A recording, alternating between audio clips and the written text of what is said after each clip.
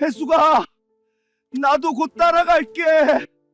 시한부 선고를 받은 5천억 재벌회장이 눈 내리는 묘비 앞에서 통곡했습니다. 평생을 원망했던 전처였어요. 그런데 어머니가 숨을 거두며 남긴 한마디가 30년의 진실을 송두리째 뒤집었죠. 아저씨, 왜 우리 엄마 무덤 앞에서 우세요? 문석은 그 자리에서 얼어붙었습니다. 한별의 눈매가 자신의 젊은 시절과 똑같았거든요. 도대체 30년 전 그날 밤 무슨 일이 있었던 걸까요? 그리고 이 만남이 불러올 눈물의 이야기는 무엇일까요? 사연 시작 전 구독과 좋아요로 함께 해주세요. 국내 최고 대학병원 VIP 병동은 고요했습니다. 복도 끝 1호실, 그 안에서 심전도 기계가 규칙적으로 삐익 소리를 내고 있었죠. 창밖으로는 늦가을 햇살이 희미하게 스며들었지만 병실안 공기는 소독약 냄새와 함께 무겁게 가라앉아 있었어요. 강문석 회장은 침대 옆 의자에 앉아 어머니의 손을 잡고 있었습니다. 한때 그 손이 얼마나 단단했는지 기억납니다. 아버지가 돌아가시고 거의 망해가던 회사를 떠맡았을 때 등을 떠밀며 힘을 주던 손이었거든요. 새벽까지 서류를 검토하는 아들에게 따뜻한 숭늉을 가져다 주던 손이기도 했죠. 그런데 지금 문석의 손 안에 놓인 것은 뼈만 앙상하게 남은 마른 나뭇가지 같았습니다. 검버섯이 내려앉은 손등 위로 푸른 핏줄이 울퉁불퉁 솟아 있었고 손톱 밑은 검게 패여 있었어요. 산소호흡기가 슉슉 소리를 낼 때마다 어머니의 가슴이 가늘게 오르내렸습니다. 그 가느다란 숨소리가 언제 끊어질지 몰라 문석은 손을 놓을 수가 없었어요. 문석은 그 손을 조심스럽게 쓰다듬었습니다. 10년간 사투를 벌여 회사를 국내 최고 기업으로 키우는 동안 이 손을 제대로 잡아본 적이 몇 번이나 됐을까요? 명절에도 해외 출장, 어머니 생신에도 긴급회의. 늘 비서가 그의 대신 꽃다발을 들고 찾아갔었죠. 전화기 너머로 괜찮다고 말하던 어머니의 목소리가 얼마나 쓸쓸했을지 이제야 알 것 같았습니다. 그때 장옥미 여사의 눈꺼풀이 가늘게 떨렸습니다. 흐릿한 눈동자가 천장을 더듬다가 아들을 향했어요. 입술이 달싹거렸지만 산소 마스크에 막혀 소리가 새어나오지 않았습니다. 어머니, 말씀하지 마세요. 힘드시잖아요. 문석이 몸을 앞으로 숙였습니다. 하지만 옥미는 떨리는 손을 들어 마스크를 벗기려 했어요. 손가락에 힘이 없어 자꾸만 미끄러졌지만 그 눈빛만은 간절했습니다. 문석이 조심스럽게 마스크를 살짝 내리자 옥미의 입에서 거친 숨소리와 함께 말이 흘러나왔습니다. 미안하다. 내가 죄인이다. 목소리가 너무 작아서 문석은 귀를 어머니의 입술 가까이 가져갔어요. 갑자기 무슨 말씀이세요, 어머니? 어머니가 왜 죄인이에요? 해숙이. 그의. 문석의 심장이 덜컥 내려앉았습니다. 30년 동안 한 번도 어머니 입에서 나오지 않았던 이름이었거든요. 전 부인 윤혜숙. 어느 날 갑자기 짐을 싸서 떠나버린 여자. 회사가 휘청거리던 그 시절 앞날이 보이지 않는 남편이 싫어서 도망친 거라고 30년을 믿어왔죠. 해숙이가 왜요? 내가 그 아이 보고 나가라 했어. 문석의 눈이 커졌습니다. 옥미의 눈가에서 눈물이 한 줄기 흘러내렸어요. 주름 사이로 파고드는 그 눈물이 베개를 적셨습니다. 네 앞길 막는다고. 내가 쫓아냈어. 그땐 그게 옳은 건 줄 알고. 그게 무슨. 문석의 목소리가 떨렸습니다. 머릿속이 하얘지는 것 같았어요. 옥미는 마지막 힘을 짜내듯 말을 이었습니다. 가난한 집딸이 내 새끼 발목 잡을까봐 어미를 용서해다오. 그 순간 심전도 기계의 규칙적인 소리가 길게 늘어지며 단조로운 선으로 바뀌었습니다. 문석은 어머니의 손을 잡은 채 굳어버렸어요. 의료진이 달려왔지만 그의 귀에는 아무 소리도 들리지 않았습니다. 어머니의 마지막 고백만이 머릿속에서 메아리 쳤죠. 장례식장은 정재계 인사들로 발디딜 틈이 없었습니다. 화환이 복도까지 늘어섰고 조문객들의 위로 인사가 끊이지 않았어요. 하지만 상주석에 앉은 문석의 눈은 초점을 잃고 있었습니다. 악수를 하고 고개를 숙여도 그의 머릿속에는 오직 한 사람만 맴돌았거든요. 윤혜숙. 30년 전 그녀가 떠나던 날 문석은 출장 중이었습니다. 돌아와 보니 옷가지 몇 벌만 사라져 있었고 이혼 서류가 식탁 위에 놓여 있었죠. 전화도 편지도 없었어요. 문석은 그녀가 자신을 버린 거라고 생각했습니다. 그래서 미워했어요. 잊으려고 일에만 매달렸고 재혼도 하지 않았습니다. 그런데 그게 아니었던 겁니다. 김 비서. 예, 회장님. 내일 일정 다 취소해. 네. 내일 이사회가. 취소해. 문석의 목소리가 날카롭게 갈라졌어요. 김 비서가 움찔했습니다. 그리고 윤혜숙. 혜숙이가 어디 있는지 당장 알아봐. 사모님을요? 지금요? 지금 당장. 문석의 눈에 핏발이 섰습니다. 김 비서는 더 이상 묻지 못하고 급히 전화기를 들고 나갔습니다. 문석은 텅 빈 귀빈실에 홀로 남겨졌어요. 하루가 1년 같았습니다. 마른 입술을 물어뜯으며 초조하게 서성였습니다. 사람만 있어라. 제발 사람만 있어. 어머니가 쫓아냈으니 얼마나 고생했을까. 내가 가서 빌어야지. 무릎이 닳도록 빌어서라도 데려와야지. 옥미의 장례식이 마무리된 다음 날, 김 비서가 문석을 찾아왔습니다. 그런데 항상 침착하던 그의 표정이 이상했어요. 얼굴은 하얗게 질려 있었고 손에 든 핸드폰이 미세하게 떨리고 있었죠. 문석은 본능적으로 불길함을 느꼈습니다. 찾았나? 어딘가? 서울인가? 아니면 지방? 문석이 다급하게 물었습니다. 김 비서는 그의 눈을 피하며 고개를 푹 숙였습니다. 송구합니다, 회장님. 뜸 들이지 말고 말해. 혜숙이 어디 있어? 그게. 김 비서가 마른 침을 삼키며 어렵게 입을 떼었습니다. 목소리가 물기에 젖어 있었습니다. 이미 돌아가셨다고 합니다. 순간 문석의 귀에서 삐이하는 이명 소리가 들렸습니다. 세상이 멈춘 것 같았죠. 숨이 턱 막혀 말이 나오지 않았습니다. 뭐라고? 지병으로 투병하시다가 1년 전에 사망하셨다고 합니다. 거짓말. 제대로 알아본 거 맞아? 문석이 헛웃음을 흘렸습니다. 1년 전이라니. 내가 모를 리가 없어. 나 강문석이야. 대한민국에서 모르는 거 없는 강문석이라고. 면목 없습니다, 회장님. 문석은 비틀거리며 소파에 주저앉았습니다. 하늘이 무너진다는 게 이런 걸까요?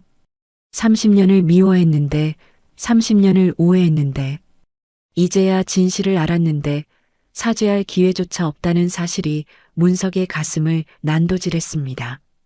잠시 멍하니 있던 문석이 벌떡 일어났습니다. 눈빛이 텅 비어 있었지만 기이한 집념으로 번들거렸습니다. 어디야? 네. 혜숙이 있는 곳. 어디냐고. 그게 경기도 외곽에 있는. 차 대기시켜. 지금 바로 출발해.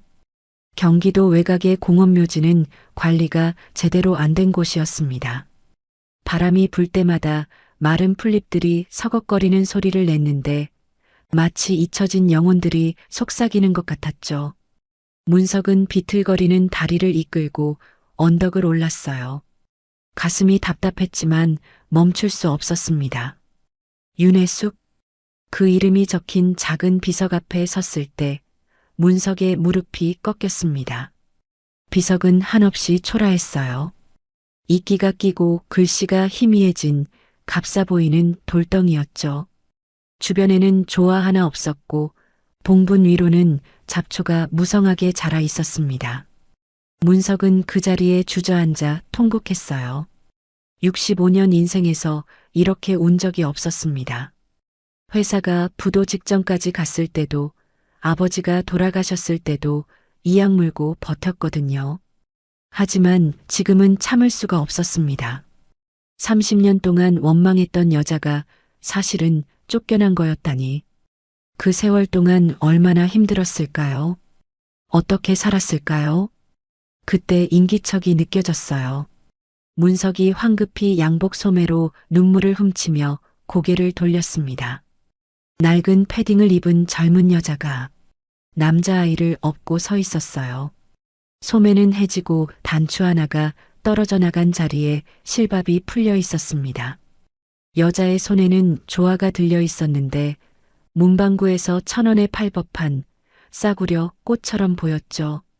여자가 고개를 들어 문석을 바라봤습니다. 그 순간 문석은 숨이 멎는 것 같았어요.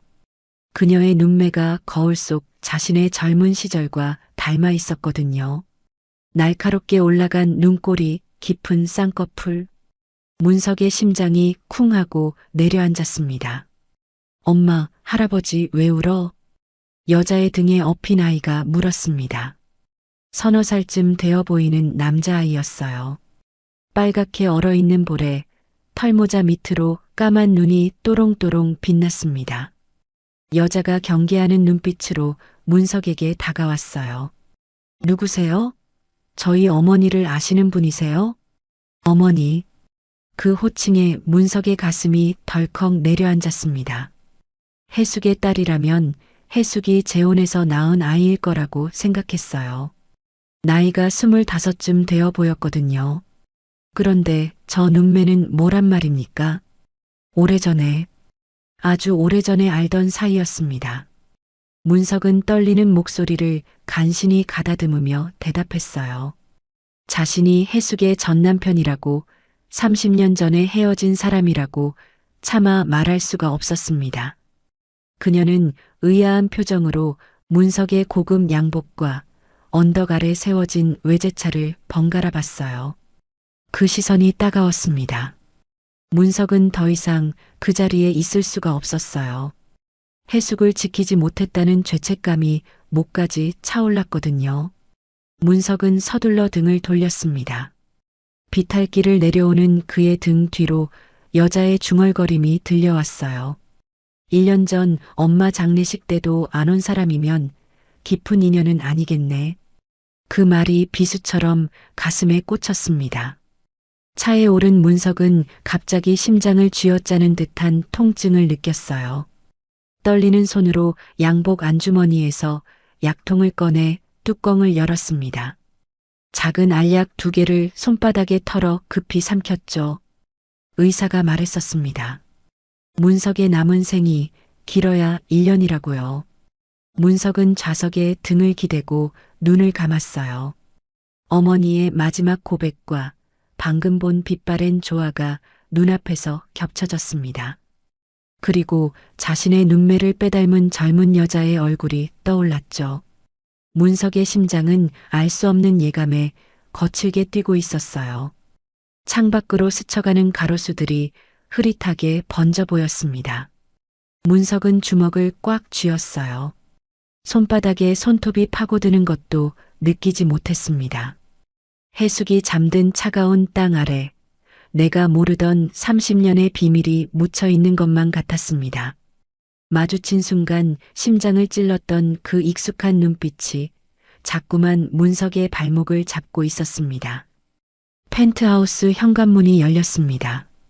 문석은 구두도 벗지 않은 채 거실로 들어섰어요. 통유리 너머로 서울의 야경이 보석처럼 반짝였지만 그의 눈에는 아무것도 들어오지 않았습니다. 100억짜리 이탈리아산 가구들이 놓인 거실은 넓었지만 사람의 온기라곤 찾아볼 수 없었죠.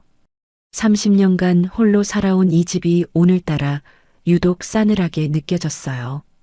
공기청정기가 돌아가는 소리만 웅웅거렸습니다. 문석은 서재로 들어가 위스키 병을 꺼냈습니다. 캐비닛 문을 여는 손이 떨렸어요. 병마개를 돌려 잔에 따르자 호박색 액체가 찰랑거렸습니다. 한 모금을 들이키자 목구멍이 타들어갔지만 마음속 불길은 꺼지지 않았어요. 책상 서랍을 열어봤습니다. 30년간 모은 서류와 상장들, 재계 순위 1위를 알리는 기사 스크랩들 뿐이었죠. 해숙의 사진은 단 한 장도 없었습니다. 이혼 후 모든 흔적을 지워버렸으니까요. 그녀를 원망하며 불태워버린 그 밤이 떠올랐어요. 사진첩이 타들어가던 냄새까지 생생했습니다. 낮에 본 묘지의 풍경이 눈앞에 아른거렸습니다. 재혼해서 잘 살았으면 묘지가 왜 그 모양이야. 문석은 혼잣말을 내뱉으며 전화기를 집어들었습니다. 김 비서. 예, 회장님. 이 시간에 무슨 일이십니까? 낮에 갔던 그 묘지. 거기 있던 여자 당장 조사해. 네. 여자요? 남자아이 업고 있던 젊은 여자 있잖아. 당장 알아봐. 누군지, 어디 사는지, 뭘 하는지 전부 다. 전화기 너머로 김 비서가 당황하는 기색이 느껴졌어요. 하지만 문석의 목소리가 평소와 달리 갈라지고 있다는 걸 감지했는지 곧 낮은 목소리로 대답했습니다. 알겠습니다. 최대한 빨리 조사하겠습니다. 며칠 뒤 김 비서가 두툼한 서류 봉투를 들고 회장실로 들어왔어요. 문석은 자리에서 벌떡 일어났습니다. 서류를 받아드는 손끝이 떨렸죠. 해숙이 행복하게 살았다는 내용이길 바라면서도 한편으로는 아니길 바라는 마음이 함께했어요.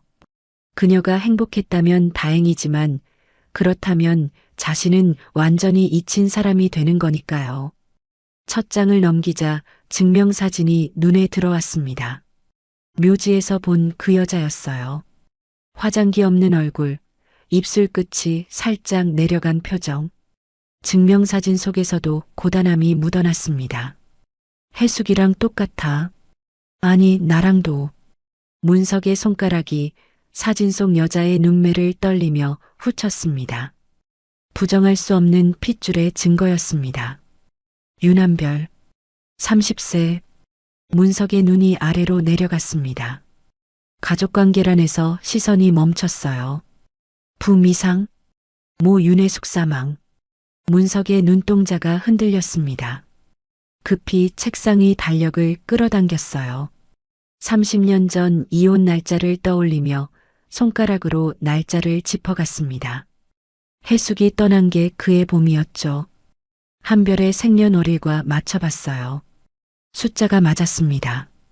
이혼 당시 해숙이 임신 초기였다면 한별의 나이가 딱 들어맞았어요. 문석은 신음을 흘리며 의자 등받이로 몸을 내던졌습니다. 천장이 빙글빙글 돌았어요. 그럼 내 핏줄이란 말인가. 책상을 주먹으로 내리쳤어요. 위스키 잔이 쓰러지며 갈색 액체가 서류 위로 번졌지만 신경 쓸 겨를이 없었죠. 해숙이가 임신한 채로 쫓겨났다고? 그걸 30년 동안 몰랐어? 문석은 두 손으로 얼굴을 감쌌습니다. 어깨가 들썩였어요. 김 비서는 고개를 숙인 채 조용히 다음 페이지를 펼쳤습니다. 현재 미혼모로 4살 된 아들을 홀로 키우고 있으며 변두리 시장 골목에서 작은 국밥집을 운영 중입니다. 미혼모. 그 단어가 심장을 후벼 팠어요. 해숙처럼 홀로 아이를 키우고 있다니. 역사가 반복되고 있었습니다. 김 비서가 보고서를 읽어 내려갔어요. 국밥집 월세 3개월 연체 중입니다. 윤혜숙 씨 사망 당시 병원비와 장례비 대출 잔액 3천만 원. 건강보험료 6개월 체납 상태이고요. 숫자 하나하나가 비수가 되어 가슴에 꽂혔습니다. 문석은 보고서를 손에서 놓았어요. 종이가 바닥으로 흩어졌습니다. 설마 해숙이가 돈이 없어서 제대로 된 치료를 받지 못한 건가? 그래서 죽은 건가? 문석은 숨을 쉴 수가 없었어요. 죄책감이 목을 조여왔습니다. 차 대기시켜. 문석이 벌떡 일어났습니다. 회장님, 지금 밤 10시가 넘었습니다. 내일 아침에 당장 가봐야겠어. 문석은 이미 코트를 집어들고 있었어요. 김비서는 더 이상 말리지 못하고 뒤를 따랐습니다. 검은색 세단이 서울의 화려한 거리를 빠져나갔어요. 네온사인이 번쩍이는 강남을 지나 점점 가로등이 드문 골목으로 접어들었습니다. 번화가의 불빛이 멀어질수록 창밖 풍경은 어두워졌죠. 고급 백화점과 브랜드 매장이 사라지고 간판 글씨가 벗겨진 낡은 가게들이 나타났어요. 차가 더 이상 들어갈 수 없는 좁은 골목 입구에서 멈췄습니다. 문석은 차에서 내려 직접 걸었어요. 낡은 간판들이 삐걱거리는 골목, 금이 간 시멘트 바닥, 곳곳에 쌓인 쓰레기 봉투에서 쉰내가 올라왔습니다. 그가 살아온 세계와는 완전히 다른 곳이었죠. 붉은 벽돌에 낡은 다세대 주택이 나타났습니다. 문석의 발걸음이 멈췄어요. 건물 아래 반쯤 땅에 묻힌 창문에서 희미한 불빛이 새어나오고 있었습니다. 반지하. 그곳이 한별의 집이었어요. 좁은 계단을 내려가자 곰팡이 냄새가 코를 찔렀습니다. 벽에는 습기로 인한 얼룩이 번져 있었고 바닥은 축축하게 젖어 있었어요. 녹슨 철대문 앞에서 문석은 발을 뗄 수가 없었습니다. 창문 틈으로 새어나오는 형광등 불빛이 깜빡거렸어요. 전구가 나가기 직전인 것 같았습니다. 그때 열린 창문 틈으로 목소리가 들려왔어요. 엄마, 수호 배고파? 고기 먹고 싶어. 어린아이의 투정 섞인 목소리였습니다. 문석의 심장이 쿵 내려앉았어요. 수호야, 꾹 참았다가 내일 어린이집 가서 점심 많이 먹어. 끝나면 엄마 국밥집으로 와. 국밥 먹자. 한별의 목소리가 들렸습니다. 애써 밝게 말하려 했지만 끝이 떨리고 있었어요. 또 국밥이야? 왜 맨날 국밥만 먹으라 해? 미안해. 엄마가 돈 많이 벌어서 꼭 맛있는 거 사줄게. 오래된 알루미늄 샤시는 방음이 전혀 되지 않는 듯 했습니다. 환기를 위해 살짝 열어둔 틈 사이로 집안의 소리가 고스란히 흘러나왔죠. 덜커덩. 냉장고 문이 힘겹게 열리는 소리마저 선명했습니다. 하지만 곧 텅 빈 울림과 함께 닫혔습니다. 차려줄 음식이 마땅치 않은 걸까요? 문석은 입을 틀어막았어요. 무릎에 힘이 풀렸습니다. 하루도 잊을 수 없었던 해숙. 그녀의 피를 이은 아이가, 배고프다고 칭얼대는 손주가 먹을 게 없어서 굶고 있었어요. 아직 한별이 자신의 딸인지 확신할 수는 없었습니다. 하지만 해숙의 핏줄임은 분명했죠. 당장이라도 문을 박차고 들어가 지갑을 털어주고 싶었어요. 하지만 그랬다간 미친 노인 취급을 받을 게 뻔했습니다. 30년 만에 나타난 아빠가 아니라 밤중에 찾아온 수상한 노인이 될 테니까요. 방 안에서 나직한 노랫소리가 흘러나왔습니다. 한별이 수호를 재우며 부르는 자장가였어요. 가사는 들리지 않았지만 그 멜로디가 슬프게 떨렸습니다. 목이 메어 끊어질 듯한 그 노랫소리가 문석의 가슴을 후볐어요. 해숙도 저렇게 한별을 재웠겠죠. 홀로 아이를 키우며 얼마나 많은 밤을 저렇게 울먹이며 보냈을까요? 문석은 녹슨 대문 기둥을 붙잡았어요. 다리에 힘이 풀려 주저앉을 것 같았습니다. 소리 없는 눈물이 주름진 볼을 타고 흘러내렸어요. 검버섯이 핀 손등으로 눈가를 훔쳤지만 눈물은 멈추지 않았습니다. 해수가, 내가 죽일 놈이다. 김비서가 다가와 문석의 팔을 부축했습니다. 문석은 눈물 범벅이 된 얼굴을 돌리지도 않은 채 중얼거렸어요. 가자. 내일 날 박는 대로 다시 오자. 무거운 발걸음을 돌렸습니다. 등 뒤로 자장가 소리가 점점 멀어졌어요. 계단을 올라오는 동안 그 가녀린 노랫소리가 귓가에 맴돌았습니다. 돌아가는 차 안에서 문석은 한마디도 하지 않았습니다. 창밖을 멍하니 바라보다가 입을 열었어요. 내일 일정 전부 취소해. 문석은 휴대폰을 꺼내 한별의 국밥집 주소를 검색했습니다. 화면에 뜬 작은 점을 손가락으로 짚었어요. 시장 골목 안쪽, 이름도 없는 작은 가게. 그곳에서 해숙의 딸이, 어쩌면 자신의 딸이 하루하루를 버티고 있었습니다. 문석은 그 화면을 바라보며 밤을 꼬박 새웠어요. 30년이라는 세월이 만든 간극. 그걸 어떻게 메워야 할지 문석은 아직 알지 못했습니다. 하지만 한 가지는 분명했어요. 이대로 모른 척할 수는 없다는 것. 동이 트기 시작했습니다. 창밖으로 여명이 번져오는데 문석의 눈은 여전히 휴대폰 화면에 고정되어 있었어요. 30년의 세월을 건너 비로소 아빠가 되기 위한 생애의 가장 길고 떨리는 아침이 밝아오고 있었습니다. 다음 날 아침 문석은 드레스룸 앞에 섰습니다. 수행기사가 건네준 낡은 점퍼를 들고 한참을 망설였어요. 평생 이태리제 맞춤 정장만 걸쳤던 사람이었거든요. 하지만 오늘은 달랐습니다. 점퍼를 걸치고 모자를 깊이 눌렀었어요. 거울에 비친 모습이 낯설었습니다. 재벌 회장이 아니라 영락없이 동네 노인이었죠. 문석은 수행원도 없이 택시를 잡아탔습니다. 기사가 백미러로 힐끗 쳐다봤지만 아무 말 하지 않았어요. 창밖으로 스쳐가는 거리를 보며 어젯밤 들었던 자장가가 귓가에 맴돌았습니다. 목이 메어 끊어질 듯했던 그 노랫소리가요. 시장 골목 어귀에서 내린 문석은 좁은 길을 걸어 들어갔습니다. 생선 비린내와 채소 냄새가 섞인 시장 특유의 공기가 코를 찔렀어요.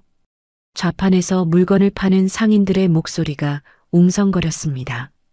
가게 앞에 다다랐을 때 검은색 승합차가 서 있었어요. 안에서 고성이 터져 나왔습니다. 문석이 문틈으로 안을 들여다봤어요. 은색 양복을 입은 남자 둘이 가게 안을 휘젓고 다니고 있었습니다. 사채업자들이었죠. 아줌마, 이자 밀린 게 벌써 며칠이야? 애 핑계 대지 말고 돈을 내놓으라고. 한별이 두 손을 모으고 고개를 숙였습니다. 어깨가 움츠러들어 있었어요. 죄송합니다. 하루도 안 빠지고 장사하고 있으니 조금만 기다려주세요. 문석은 피가 거꾸로 솟는 것 같았어요. 당장이라도 뛰어들어가 호통을 치고 싶었지만 꾹 참았습니다. 지금 나서면 모든 게 틀어질 테니까요. 사채업자 하나가 테이블을 발로 걷어찼어요. 쩌렁하는 소리와 함께 숟가락통이 바닥에 쏟아졌습니다. 쇠 부딪히는 소리가 날카롭게 울렸어요. 한별은 고개를 숙인 채 꼼짝도 하지 못했습니다. 다음 주까지 못 갚으면 각오해. 사채업자들이 나가자 한별은 흐트러진 의자 앞에 주저앉았어요. 어깨가 들썩였습니다. 소리 없이 우는 모습이 문석의 가슴을 쥐어짰어요. 손으로 입을 틀어막고 흐느끼는 뒷모습이 30년 전 해숙과 겹쳐 보였습니다. 문석은 모자를 고쳐 쓰고 인기척을 내며 안으로 들어갔어요. 한별이 화들짝 놀라 눈물을 훔치더니 억지 미소를 지었습니다. 어서 오세요. 목소리가 떨렸지만 애써 밝게 말하려는 게 느껴졌어요. 눈두덩이 빨갛게 부어 있었습니다. 문석은 모른 척 구석 자리에 앉았어요. 국밥 하나 주시오. 잠시 후 뚝배기에 담긴 국밥이 나왔습니다. 고기는 몇 점 되지 않았지만 뽀얀 국물에서 구수한 향기가 피어올랐어요. 팥 썬 것이 동동 떠 있고 김이 모락모락 올라왔습니다. 문석은 숟가락을 들어 국물을 한 입 떠넣었어요.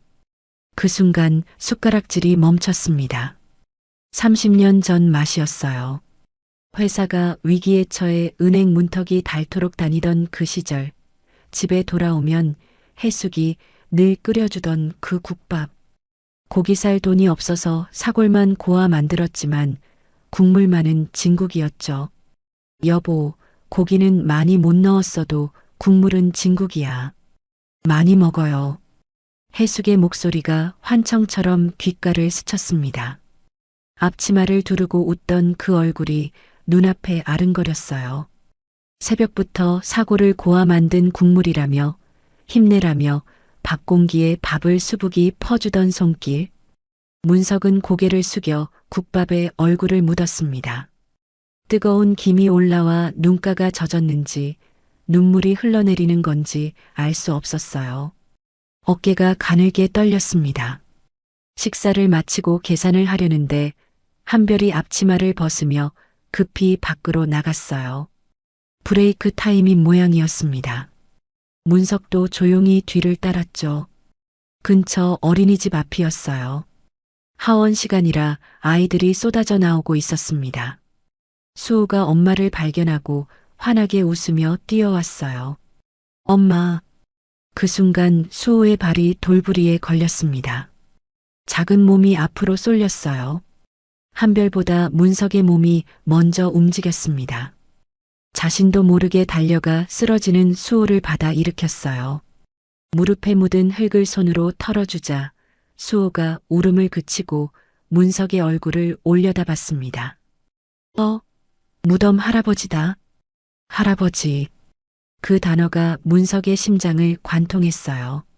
할아버지, 안 아파요. 고마워요. 수호가 고사리 같은 손으로 문석의 점퍼에 묻은 흙을 털어줬어요. 작은 손가락이 서툴게 움직였습니다. 그 손길이 가슴을 먹먹하게 했어요. 한별이 달려왔습니다. 놀란 표정으로 연신 고개를 숙였어요.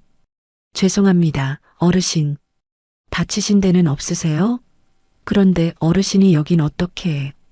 한별의 시선이 문석의 낡은 점퍼를 훑쳤어요.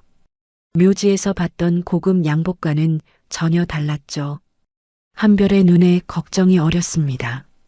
며칠 전 묘지에서 그토록 서럽게 울던 분이 갑자기 형편이 어려워지신 건가 싶었어요. 아니요, 애가 안 다쳤으면 됐소. 지나가는 길에 들렀다가. 문석은 얼버무리며 수호의 머리를 쓰다듬었습니다. 씩씩하구나. 그리고 황급히 발걸음을 돌렸어요. 그 다음 날도 문석이 찾아왔습니다. 한별은 의아했지만 묻지 않았어요. 한 푼이라도 아쉬운 상황에서 손님을 쫓아낼 수는 없었거든요. 뭔가 사정이 있겠거니 생각했습니다. 하지만 더 큰 위기가 닥쳤어요. 점심시간이 지난 어느 날 험악한 인상의 남자가 가게로 들어왔습니다. 건물주였어요. 월세 밀린 게 벌써 몇 달째야. 이럴 거면 방 빼시라고요. 쩌렁쩌렁한 건물주의 외침에 수호가 구석에서 벌벌 떨었습니다. 작은 몸을 웅크리고 두 손으로 귀를 막았어요. 한별이 건물주의 바짓가랑이를 붙잡았습니다. 사장님, 제발이요. 갈 곳이 없어서 그래요. 조금만 더. 이 광경을 문 밖에서 지켜보던 문석의 눈빛이 싸늘하게 변했어요. 더 이상 참을 수 없었습니다. 그날 밤 문석은 김비서를 불렀어요. 이 건물 매입해. 시세의 2배를 줘서라도 최대한 빨리 내 명의로 돌려놔. 회장님, 아직 아무것도 확인 안 된 상태에서 너무 성급하십니다. 대신 조건을 달게. 문석의 눈빛이 매섭게 빛났습니다. 계약할 때 특약사항에 무조건 넣어. 현 세입자의 계약기간 10년 연장, 그리고 월세 동결. 토씨 하나라도 빠지면 거래 안 한다고 전해. 네, 알겠습니다. 내 핏줄이 아니어도 상관없어. 해숙이가 목숨 걸고 낳은 아이야. 길바닥에 나앉게 할 순 없지. 이게 내 속죄다. 며칠 후 건물 매입이 일사천리로 완료됐습니다. 시세의 2배의 월세 동결 조건이라니 건물주는 횡재했다며 군말 없이 도장을 찍었죠. 문석은 다시 가게를 찾았습니다. 분위기가 한결 편안해져 있었어요. 그때 한별이 서빙을 하다 발을 헛디뎠어요. 앞치마 주머니에서 낡은 지갑이 바닥으로 떨어졌습니다. 지갑이 열리며 내용물이 쏟아졌어요. 문석이 주워주려고 몸을 숙이다가 멈췄습니다. 지갑 투명창에 꽂힌 낡은 사진이 눈에 들어왔어요. 젊은 시절의 해숙이 바닷가에서 환하게 웃고 있었습니다. 그런데 사진이 반으로 찢겨 있었어요. 옆자리에는 누군가의 어깨만 남아 있었죠. 문석은 단번에 알아봤어요. 신혼 때 처음으로 함께 여행 갔던 그 바닷가. 파도가 부서지던 백사장에서 찍은 사진이었습니다. 찢겨나간 자리에 있던 사람은 자신이었어요. 해숙이 이 사진을 간직하고 있었다니. 그것도 찢어진 채로 30년 동안 딸에게 물려줄 만큼 소중하게. 문석의 심장이 멎을 듯 아팠어요. 목구멍이 타들어가는 것 같았습니다. 한별이 황급히 지갑을 낚아채듯 가져가 품에 넣었습니다. 문석은 아무 말도 할 수 없었어요. 눈가가 붉어졌습니다. 이제 거의 확신했어요. 하지만 더 확실한 증거가 필요했습니다. 한별이 테이블을 닦으러 다가왔습니다. 문석은 떨리는 마음을 진정시키며 한별을 바라봤어요. 그녀의 어깨 위에 긴 머리카락 한 가닥이 떨어져 있었습니다. 저기 아가씨, 네 어르신, 뭐 필요하신 거라도 있으세요? 여기 머리카락이 묻었네. 문석이 자연스럽게 손을 뻗어 한별의 어깨에 묻은 머리카락을 집어들었습니다. 아, 감사합니다. 제가 정신이 없네요. 한별이 쑥스러운 듯 웃었습니다. 문석은 그 머리카락을 쥔 주먹을 꽉 쥐었습니다. 긴장감에 손바닥 안에 땀이 찼죠. 잘 먹고 갑니다. 문석은 쥔 손을 주머니에 조심스럽게 넣으며 자리에서 일어났습니다. 가게를 나온 문석은 골목 어귀에서 김 실장에게 전화를 걸었어요. 친자검사 의뢰해. 내 머리카락이랑 방금 확보한 검체야. 최대한 빨리. 결과 나오는 대로 바로 연락하고. 전화를 끊고 하늘을 올려다봤습니다. 흐린 하늘 사이로 햇살 한 줄기가 비쳐들었어요. 문석은 주머니 속 가느다란 머리카락을 마치 보석이라도 되는 양 조심스럽게 다시 만져봤습니다. 결과가 나오면 모든 게 달라질 겁니다. 그 결과지 한 장이 30년의 세월을 뒤집어 놓을지도 모를 일이었습니다. 문석은 떨리는 다리를 이끌고 골목을 빠져나왔어요. 이제 진실을 마주할 시간이 다가오고 있었습니다. 다음 날 아침 문석은 김비서를 불러 파격적인 지시를 내렸습니다. 앞으로 오후 4시 이후 스케줄은 다 비워둬. 결제는 오전에만 할 터이니 그렇게 알도록 해. 김비서의 눈이 휘둥그레졌어요. 30년간 새벽부터 밤까지 회사에 붙어 살던 워커홀릭 회장이 칼퇴근을 선언하다니요. 비서실 전체가 술렁였습니다. 회장님이 무슨 병에 걸리신 거 아니냐는 소문이 돌았죠. 오후 5시 문석은 낡은 점퍼를 걸치고 국밥집 앞 놀이터에 도착했어요. 시장 골목을 지나 좁은 길을 걸어왔습니다. 이제는 이 길이 익숙해졌어요. 어느 집 앞에 고양이가 있는지, 어느 가게 주인이 인사를 건네는지까지 알게 됐죠. 가게 안으로 들어가려다 발걸음을 멈췄습니다. 수호가 놀이터에 나와 있었거든요. 브레이크 타임이 끝나고 저녁 손님들이 들어오기 시작하면 한별은 수호를 가게 안에만 둘 수 없어 놀이터로 내보내는 모양이었어요. 수호는 미끄럼틀 아래서 혼자 흙장난을 하고 있었습니다. 작은 손으로 흙을 파고 나뭇가지로 무언가를 그렸어요. 옆에선 다른 아이들이 엄마나 할머니 손을 잡고 그네를 타고 있었죠. 누군가가 등을 밀어주며 더 높이 올라가는 아이들. 그네가 삐걱거릴 때마다 아이들의 웃음소리가 울려 퍼졌습니다. 수호만 혼자였어요. 그 웃음소리를 등지고 흙바닥만 바라보고 있었죠. 문석의 가슴이 먹먹해졌습니다. 수호가 시소 쪽을 힐끔 쳐다봤어요. 시소는 2명이 타야 하는 놀이기구입니다. 맞은편에 앉아줄 사람이 없으니 수호는 시무룩한 표정으로 고개를 떨궜어요. 작은 어깨가 축 처져 있었습니다. 문석이 천천히 다가갔어요. 수호야. 수호가 고개를 들었습니다. 낯익은 얼굴을 알아보고 눈이 반짝였어요. 무덤 할아버지, 하랩이랑 같이 탈까? 수호의 얼굴이 금세 환해졌어요. 고개를 세차게 끄덕이며 시소로 달려갔습니다. 문석이 맞은편에 앉자 시소가 한쪽으로 기울었어요.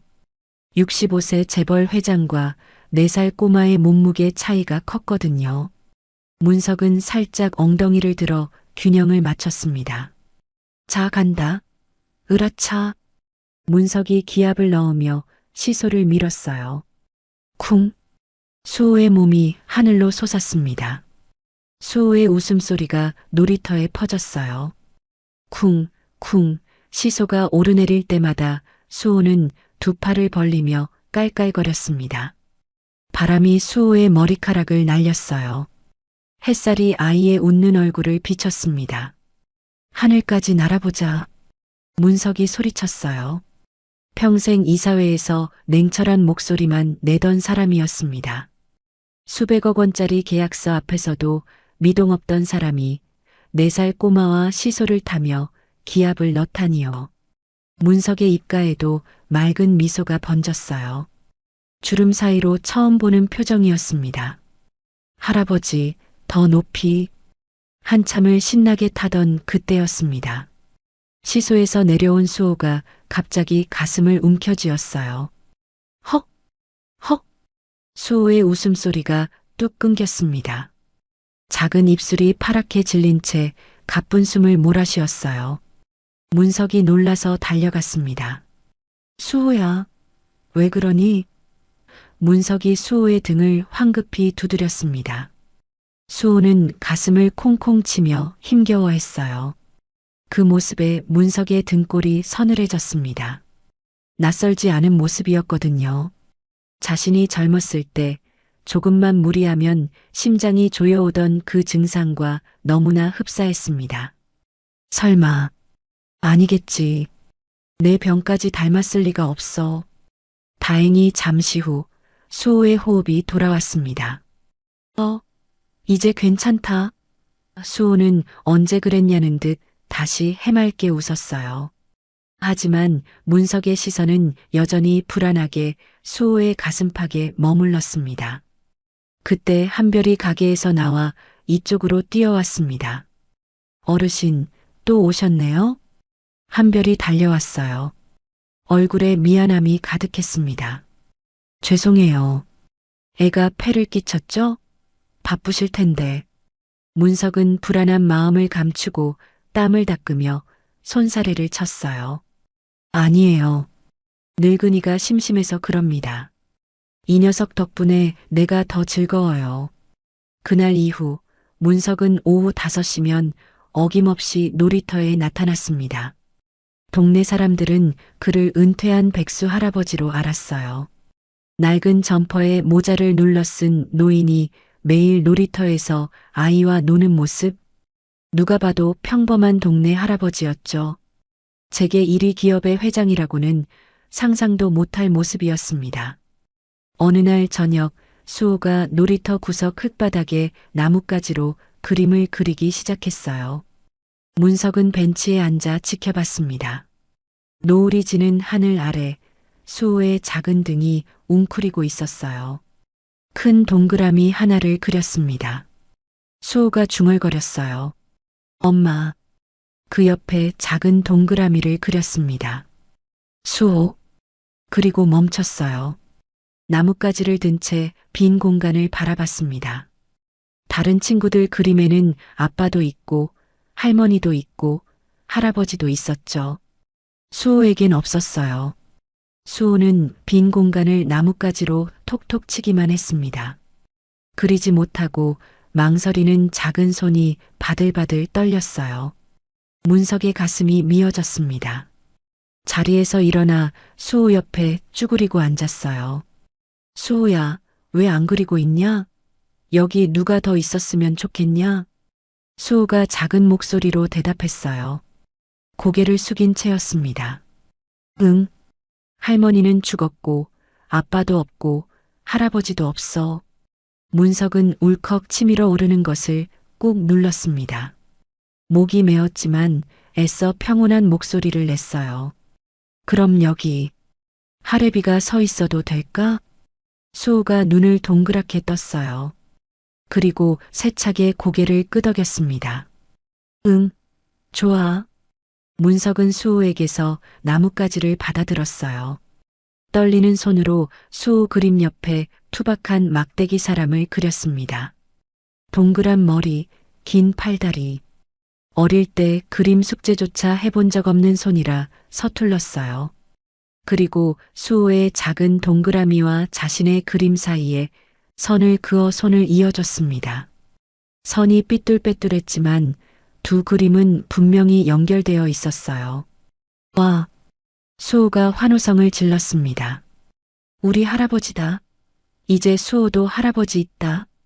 수호가 박수를 치며 좋아했어요. 문석은 흙바닥의 그림을 내려다보며 씁쓸하게 웃었습니다. 비가 오면 지워질 흙그림처럼 나도 곧 사라지겠지. 시한부 선고를 받은 자신의 운명을 알기에 흙바닥에 새겨진 이 가족 그림이 너무나 소중하면서도 사무치게 아팠어요. 그때 한별이 손에 뭔가를 들고 나왔습니다. 작은 요구르트 2개였어요. 매번 감사해요. 이거 드세요. 별거 아니지만. 문석은 한별이 건넨 요구르트를 받아들었습니다. 손이 떨렸어요. 딸이 주는 첫 선물이었습니다. 비록 한별은 모르지만요. 차가운 병의 감촉이 손바닥에 전해졌어요. 문석은 요구르트를 마시지 못하고 점퍼 주머니에 소중히 넣었습니다. 마시면 사라질 것 같았거든요. 할아버지 덕분에 수호가 많이 밝아졌어요. 한별이 말했습니다. 눈가가 촉촉해져 있었어요. 바람이 불어 한별의 머리카락이 흩날렸습니다. 아빠 빈자리 때문에 항상 미안했는데 남자아이한테 아빠가 없다는 게 얼마나 힘든 건지 정말 감사합니다. 문석은 고개를 저었어요. 가슴 한구석이 뜨거워졌습니다. 해가 뉘엿뉘엿 지고 있었습니다. 놀이터에 긴 그림자가 드리웠어요. 한별이 수호의 손을 잡고 가게로 돌아가는 뒷모습을 문석은 그림자처럼 한참 동안 지켜봤습니다. 두 사람의 그림자가 하나로 겹쳐 길게 늘어졌어요. 멀리서 수호가 뒤돌아 문석에게 손을 흔들었습니다. 할아버지, 내일 또 봐. 문석도 크게 손을 흔들어줬어요. 그래, 내일 또 보자. 집으로 돌아온 문석은 서재로 들어갔습니다. 책상 위에 주머니에서 꺼낸 요구르트 병을 올려놓았어요. 흙이 묻어 있었지만 닦지 않았습니다. 수호의 손때가 묻어 있는 것 같아서요. 문석은 의자에 앉아 요구르트 병을 한참 동안 바라봤어요. 작고 하찮은 것. 편의점에서 몇백 원이면 살 수 있는 것. 하지만 그에게는 세상 무엇보다 소중한 보물이었습니다. 서재창으로 달빛이 스며들었어요. 요구르트 병이 은빛으로 빛났습니다. 문석의 마음은 이미 정해져 있었습니다. 결과가 어떻게 나오든 이 아이들 곁에 있고 싶었어요. 남은 시간이 얼마 없다는 걸 알기에 더욱 간절했습니다. 며칠 후 김비서가 밀봉된 서류 봉투를 들고 펜트하우스 서재로 들어왔습니다. 봉투 겉면에는 친자 확인 유전자 검사 결과서라는 글씨가 선명했어요. 문석은 의자에서 벌떡 일어났습니다. 심장이 목까지 뛰어오르는 것 같았어요. 여기 놓고 나가 있어. 김비서가 나가자 문석은 떨리는 손으로 봉투를 집어들었어요. 종이를 꺼내는 손끝이 하얗게 질려 있었습니다. 숨조차 제대로 쉬지 못했어요. 심장 뛰는 소리가 귀에서 쿵쿵 울렸습니다. 검사 결과 친자 관계 성립 확률 99.99%. 붉은 글씨가 문석의 눈에 박혔어요. 손에서 힘이 빠졌습니다. 무릎이 꺾이며 서류를 가슴에 끌어안고 책상에 엎드렸어요. 참았던 것들이 한꺼번에 터져 나왔죠. 혜수가 왜 말 안 했어? 바보같이 혼자서. 목이 메어 말이 끊겼어요. 우리 딸이었어. 한별이가 우리 딸이었어. 30년간 딸의 존재조차 모르고 살았습니다. 그 세월 동안 혜숙은 임신한 몸으로 쫓겨나 홀로 아이를 낳았어요. 어떻게 버텼을까요? 얼마나 무서웠을까요? 그 아이가 자라 미혼모가 되어 반지하에서 국밥을 끓이며 살고 있었죠. 문석은 이 모든 게 자신의 죄라는 걸 알았습니다. 그날 밤 문석은 혜숙의 묘지를 다시 찾았습니다. 달빛도 희미한 어둠 속에서 비석을 더듬어 찾아 끌어안았어요. 차가운 돌이 볼에 닿았습니다. 내가 널 찾았어야 했는데. 새벽 이슬이 내릴 때까지 그 자리를 지켰어요. 날이 밝았습니다. 문석은 당장이라도 한별에게 달려가 내가 네 아빠다 소리치고 싶었습니다. 30년 동안 못해준 것들을 해주고 싶었죠. 하지만 발목을 잡는 것이 있었습니다. 책상 서랍 깊숙이 넣어둔 시한부 진단서. 의사가 길어야 1년이라고 했던 말이 귓가를 맴돌았어요. 이제 와서 아빠라고 나타나면 그 아이에게 또다시 아빠의 죽음이라는 상처만 주고 떠나는 꼴이 될 거였습니다. 그런 잔인한 일을 할 수는 없었어요. 게다가 30년간 찾지도 않다가 갑자기 나타난 아빠를 한별이 받아들일 리 만무했습니다. 오히려 충격받고 도망칠지도 몰랐죠. 돈 때문에 나타났다고 오해할 수도 있었어요. 그게 더 두려웠습니다. 문석은 결심했습니다. 아빠로서가 아닌 지금처럼 국밥집 단골 손님으로 남기로요. 그게 한별을 위한 길이라 믿었어요. 문석은 김비서 불러 지시했습니다. 한별에게 익명의 생활비 지원을 시작하고 가게 매출을 올려줄 은밀한 작전을 펼치라고요. 며칠 뒤부터 한별의 국밥집에 변화가 생겼습니다. 점심시간마다 정장 차림의 직원들이 단체로 몰려와 식사를 했어요. 어서 오세요. 몇 분이세요? 한별이 놀라서 묻자 직원들이 기다렸다는 듯 큰 소리로 떠들었어요. 야, 김 과장. 여기가 그렇게 맛있다며? 아유, 그럼요, 부장님. 이 집 국물 맛이 아주 끝내줍니다. 회사 앞 식당들은 다 조미료 덩어리인데 여긴 보약이라니까요. 오후 5시 문석이 여느 때처럼 허름한 차림으로 놀이터를 찾았습니다. 한별이 평소보다 훨씬 밝은 얼굴로 달려왔어요. 어르신, 저 오늘 정말 기분 좋은 일이 있어요. 한별의 눈이 반짝였습니다. 어떤 재단에서 지원금도 나오고 가게 손님도 갑자기 많아졌어요. 이제 한시름 났어요. 해맑게 웃는 한별을 보며 문석은 애써 미소 지었습니다. 거참 잘 됐구려. 복 받으실 거요. 하지만 속은 씁쓸했어요. 자신이 해줄 수 있는 게 돈뿐이라는 사실이 괴로웠습니다. 며칠 뒤 저녁 마감 시간에 문석이 가게에 들렀어요. 안에는 손님이 없었습니다. 형광등 불빛이 희미하게 깜빡였어요. 테이블 위에 작은 케이크 하나가 덩그러니 놓여 있었습니다. 하얀 생크림 위에 초 5개가 꽂혀 있었지만 촛불은 켜지 않은 채였죠. 한별이 씁쓸하게 웃으며 말했습니다. 어르신, 식사 아직이시죠? 오늘이 우리 수호 생일인데 같이 케이크 좀 드실래요? 문석이 망설이다가 천천히 고개를 끄덕였습니다. 한별이 말을 이었어요. 목소리에 외로움이 묻어났습니다. 애 아빠도 없고 할머니도 돌아가셔서 축하해 줄 사람이 저뿐이에요. 생일 노래 부르려고 해도 혼자 부르면 너무 쓸쓸하잖아요. 요즘 수호가 어르신을 많이 좋아하는데 어르신이라도 계시면 수호가 좋아할 것 같아서 문석은 가슴이 미어지는 것을 참으며 자리에 앉았습니다. 잠시 후 한별이 수호를 재우고 나왔어요.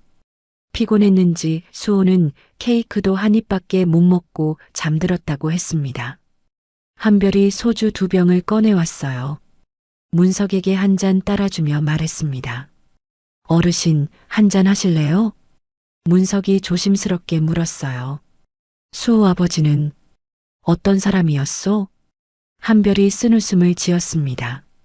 수호 태어나기도 전에 사고로 죽었어요. 저 미혼모예요. 엄마도 돌아가시고 이제 세상에 저랑 수호뿐이에요.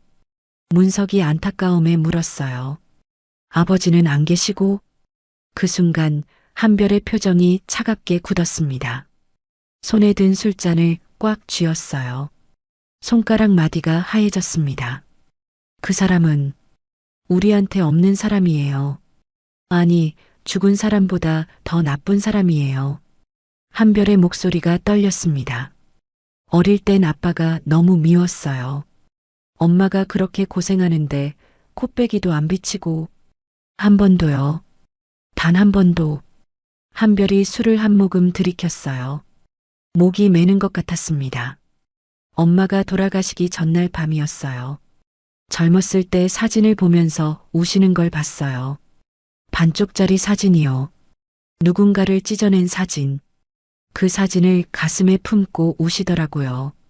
문석의 심장이 쿵 내려앉았어요. 그 사진. 한별의 지갑에서 봤던 바로 그 사진이었습니다. 해숙이 죽는 날까지 그 사진을 품고 있었다니요. 한별의 눈에서 눈물이 툭 떨어졌어요. 술잔에 눈물이 떨어져 동그란 파문이 일었습니다. 엄마는 바보같이 죽는 날까지 그 사람을 그리워했지만 저는 아니에요. 만약 지금이라도 나타난다면 절대 용서 안 해요. 한별의 목소리가 높아졌습니다. 손이 부들부들 떨렸어요. 30년 동안 우리를 버려두고 엄마가 병원비 없어서 죽어가는 것도 모른 척하고 장례식에도 안 온 인간이잖아요. 이제 와서 아빠라고 하면 생각만 해도 끔찍해요. 한별의 뼈아픈 원망과 독설에 문석은 심장이 난도질 당하는 기분이었어요. 숨을 쉴 수가 없었습니다. 가슴팍이 조여왔어요. 자신이 나서지 못한 것이 다행이라 생각하면서도 절망스러웠습니다. 문석은 죄인처럼 고개를 들지 못했습니다. 그래, 그렇겠구만. 자네 마음이 오죽하겠어. 얼버무리는 게 고작이었어요. 목소리가 기어들어갔습니다. 한별이 술 기운에 피곤해졌는지 테이블에 엎드렸습니다. 금세 잠이 들었어요. 문석은 자신의 점퍼를 벗어 딸의 어깨에 덮어줬습니다. 잠든 한별의 손이 보였어요. 설거지와 국밥 냄비를 닦느라 거칠어진 손, 갈라진 손톱, 굳은 살이 박인 손바닥, 손등에는 뜨거운 국물에 댄 흉터가 희미하게 남아 있었습니다. 문석은 조심스럽게 그 손을 잡았습니다. 따뜻했어요. 30년 동안 잡아주지 못했던 손이었죠. 한별아, 미안하다. 정말 미안하다. 목소리가 갈라졌어요. 못난 아비라 나설 수가 없구나. 용서해다오. 한별이 깰까봐 소리 죽여 울었습니다. 눈물이 뚝뚝 떨어져 테이블을 적셨어요. 문석은 잠든 딸의 곁을 한참이나 지키다가 밤늦게 도망치듯 가게를 빠져나왔습니다. 골목을 걸어 나오는 문석의 등이 유난히 작아 보였어요. 가로등 불빛 아래로 긴 그림자가 드리워졌습니다. 그 그림자가 흔들렸어요. 마치 울고 있는 것처럼. 한별의 원망이 귓가에 맴돌았습니다. 문석은 발걸음을 멈추고 뒤를 돌아봤어요. 가게의 불빛이 희미하게 보였습니다. 그 안에 딸이 있었고 손주가 있었어요. 하지만 문석은 그곳에 가지 못했습니다. 아빠라는 이름으로는요. 그게 문석이 선택한 사랑의 방식이었습니다. 침묵의 사랑 말입니다. 다음 날 아침 펜트하우스 욕실이었습니다. 문석이 거울 앞에서 면도를 하고 있었어요. 창밖으로 아침 햇살이 비쳐들었지만 거울 속 얼굴은 어둡게 그늘져 있었습니다. 면도기가 턱선을 따라 움직일 때 갑자기 가슴 깊은 곳에서 무언가가 치밀어 올랐어요. 캑. 심한 기침이 터져 나왔습니다. 입을 막은 손 사이로 검붉은 피가 울컥 쏟아졌어요. 세면대에 하얀 도자기가 붉게 물들었습니다. 문석은 떨리는 손으로 약통을 열어 알약을 털어 넣었지만 기침은 쉽게 멈추지 않았죠. 무릎에 힘이 풀려 세면대를 붙잡았습니다. 문득 거울 속에 비친 자신의 얼굴이 보였습니다. 핏기 없이 창백한 피부, 움푹 꺼진 눈, 죽음의 그림자가 턱 밑까지 차올라 있었습니다. 문석은 직감했어요. 시간이 없다. 1년? 아니, 몇 달도 남지 않았어. 죽음의 공포보다 더 무서운 건 따로 있었습니다. 한별이 세상에 홀로 남겨지는 것. 아무런 울타리도 없이 손주와 둘이서만 버텨야 하는 것. 하지만 문석은 피 묻은 입술을 깨물며 고개를 저었습니다. 안 돼. 지금 말하면 안 돼. 이제 와서 아빠가 생겼다고 좋아하게 만들었다가 곧이어 장례식을 치르게 할 수는 없었습니다. 그건 2번 버리는 짓이었어요. 엄마를 잃은 딸에게 아빠마저 뺏을 수는 없었습니다. 그래. 끝까지 비밀로 하자. 내가 죽으면 변호사를 통해 유산만 넘겨주자. 그게 한별이를 위한 길이다. 문석은 비틀거리는 몸을 일으켜 피를 씻어냈습니다. 그리고 드레스룸으로 들어가 생애 마지막이 될지도 모를 외출 준비를 했어요. 낡은 점퍼 대신 가장 아끼던 최고급 정장을 꺼내 입었습니다. 오늘은 멀리서 얼굴만 보고 오자. 마지막으로 딱 한 번만 아비로서 제대로 된 모습을 보여주고 영영 사라지자.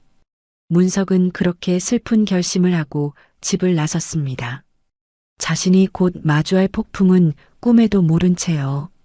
한편 한별의 가게에서는 다른 일이 벌어지고 있었어요. 한별은 요즘 상황이 이상하게 잘 풀리는 것에 의구심을 품기 시작했습니다. 새로 바뀐 건물주는 월세가 밀려도 아무 말을 하지 않았어요. 오히려 천천히 내도 된다며 웃기까지 했죠. 식당에 갑자기 단체 손님이 늘었고 사채업자들도 어느 순간부터 돈 갚으라는 말을 하지 않았습니다. 어머니 병원비 대출도 어느 날 갑자기 완납 처리가 됐어요. 아무리 생각해도 이상했습니다. 그러던 중 가게로 등기 우편 하나가 도착했어요. 발신인은 강진그룹이라고 적혀 있었습니다. 한별이 의아해하며 봉투를 뜯었어요. 안에는 임대인 변경 통지서가 들어 있었습니다. 변경된 임대인 항목에 시선이 멈췄어요. 강문서? 강진그룹. 한별의 눈동자가 흔들렸습니다. 강문서? 그 이름이 낯설지 않았어요. 강문서? 설마 우리 가게 오는 아저씨? 떨리는 손으로 스마트폰을 꺼냈습니다. 검색창에 강진그룹 강문석이라고 입력했어요.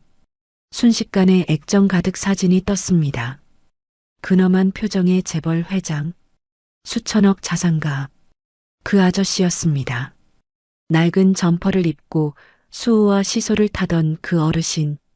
말도 안 돼. 그분이 회장님이었어? 머릿속이 하얘졌습니다.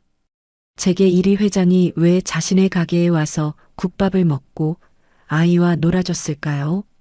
급히 서랍을 뒤져 며칠 전 발견한 병원비 완납 영수증을 꺼냈습니다. 서명란에 흘려 쓴 이름. 강문서? 소름이 돋았습니다. 모든 퍼즐이 맞춰졌어요. 건물을 사고 병원비를 내주고 손님을 가게로 보내준 사람. 한별은 배신감에 치를 떨었습니다. 나를, 우리를 가지고 논 거야? 가난한 모자가 불쌍해서? 돈 많은 회장의 심심풀이로? 그때 가게 밖으로 검은 세단들이 줄지어 섰습니다. 창밖으로 건장한 수행원들이 줄지어 내리는 게 보였어요. 딸랑. 문이 열리고 문석이 들어섰습니다. 낡은 점퍼가 아닌 기품 있는 정장 차림이었어요. 하지만 병색이 짙은 창백한 얼굴이었죠.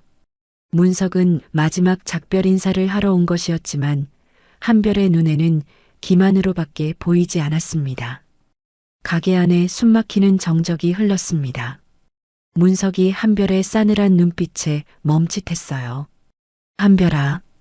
문석이 조심스럽게 불렀지만 한별은 대답 대신 탁자 위에 있던 서류 봉투를 집어들어 문석의 발밑에 내동댕이 쳤습니다. 퍽! 종이가 바닥에 흩날렸습니다. 회장님이셨어요? 왜 저희 가게 건물을 사신 거죠? 도대체 저한테 왜 이러세요? 문석은 흩어진 서류를 보며 당황했습니다. 이렇게 들킬 줄은 몰랐거든요. 그게, 한별아, 내 말 좀 들어봐. 설명 필요 없어요. 한별이 악을 썼습니다. 돈 많으면 사람 가지고 놀아도 돼요? 당신 정체가 뭐야? 혹시 저희 어머니랑 무슨 사이라도 돼요? 왜 이렇게 과한 친절을 베푸는 거냐고요. 문석은 입을 다물었습니다. 여기서 네 아비다라고 말하면 자신이 결심한 조용한 퇴장은 물거품이 됩니다. 하지만 한별의 분노는 멈추지 않았어요. 왜 말을 못해요? 당신 우리 엄마 알죠? 아니면 우리 엄마 버리고 도망간 그 인간이랑 아는 사이라도 돼요? 그 가짜는 죄책감 때문에 적선이라도 한 건가요? 한별이 문석의 가슴을 주먹으로 쳤습니다. 아무 말 없이 서 있지 말고 말 좀 해보라고요. 문석은 흔들리는 딸을 보며 무너져 내렸습니다.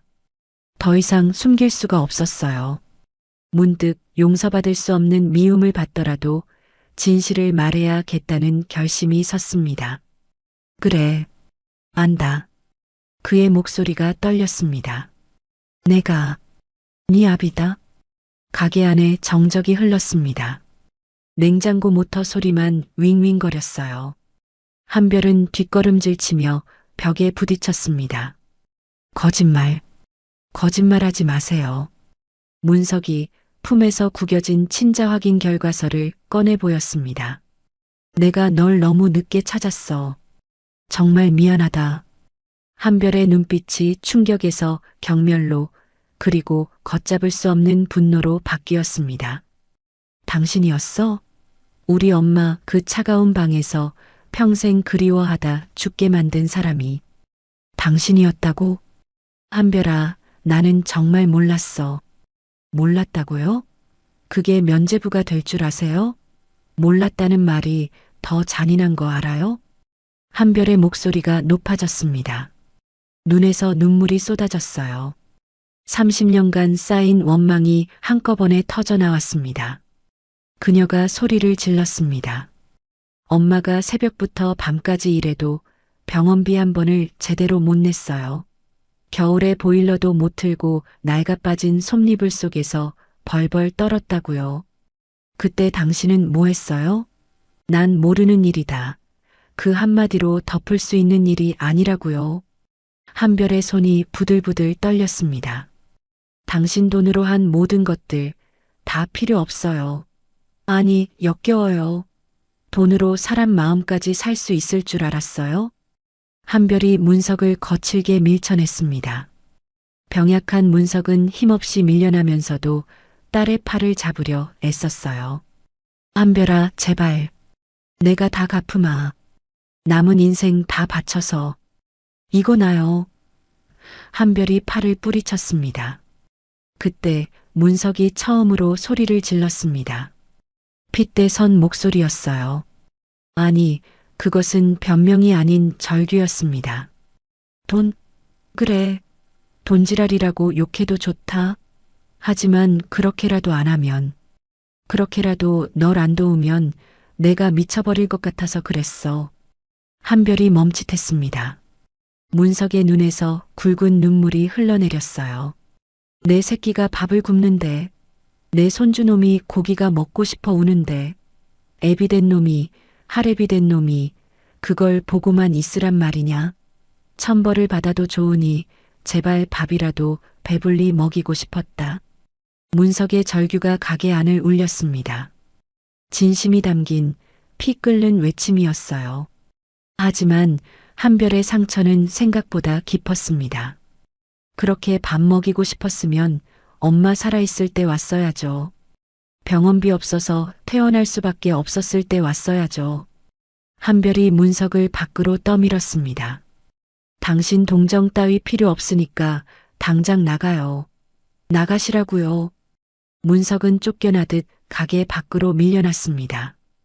발이 문턱에 걸려 비틀거렸지만 수행원들이 부축하려는 것도 손짓으로 물리쳤어요. 한별은 가게 문을 걸어 잠그고 바닥에 주저앉아 통곡했습니다. 억눌렀던 30년의 서름이 본물 터지듯 밀려나왔습니다. 문 밖에서는 문석이 닫힌 문을 하염없이 바라보며 서 있었습니다. 그때 하늘이 무너지듯 천둥이 쳤어요. 순식간에 비가 쏟아지기 시작했습니다.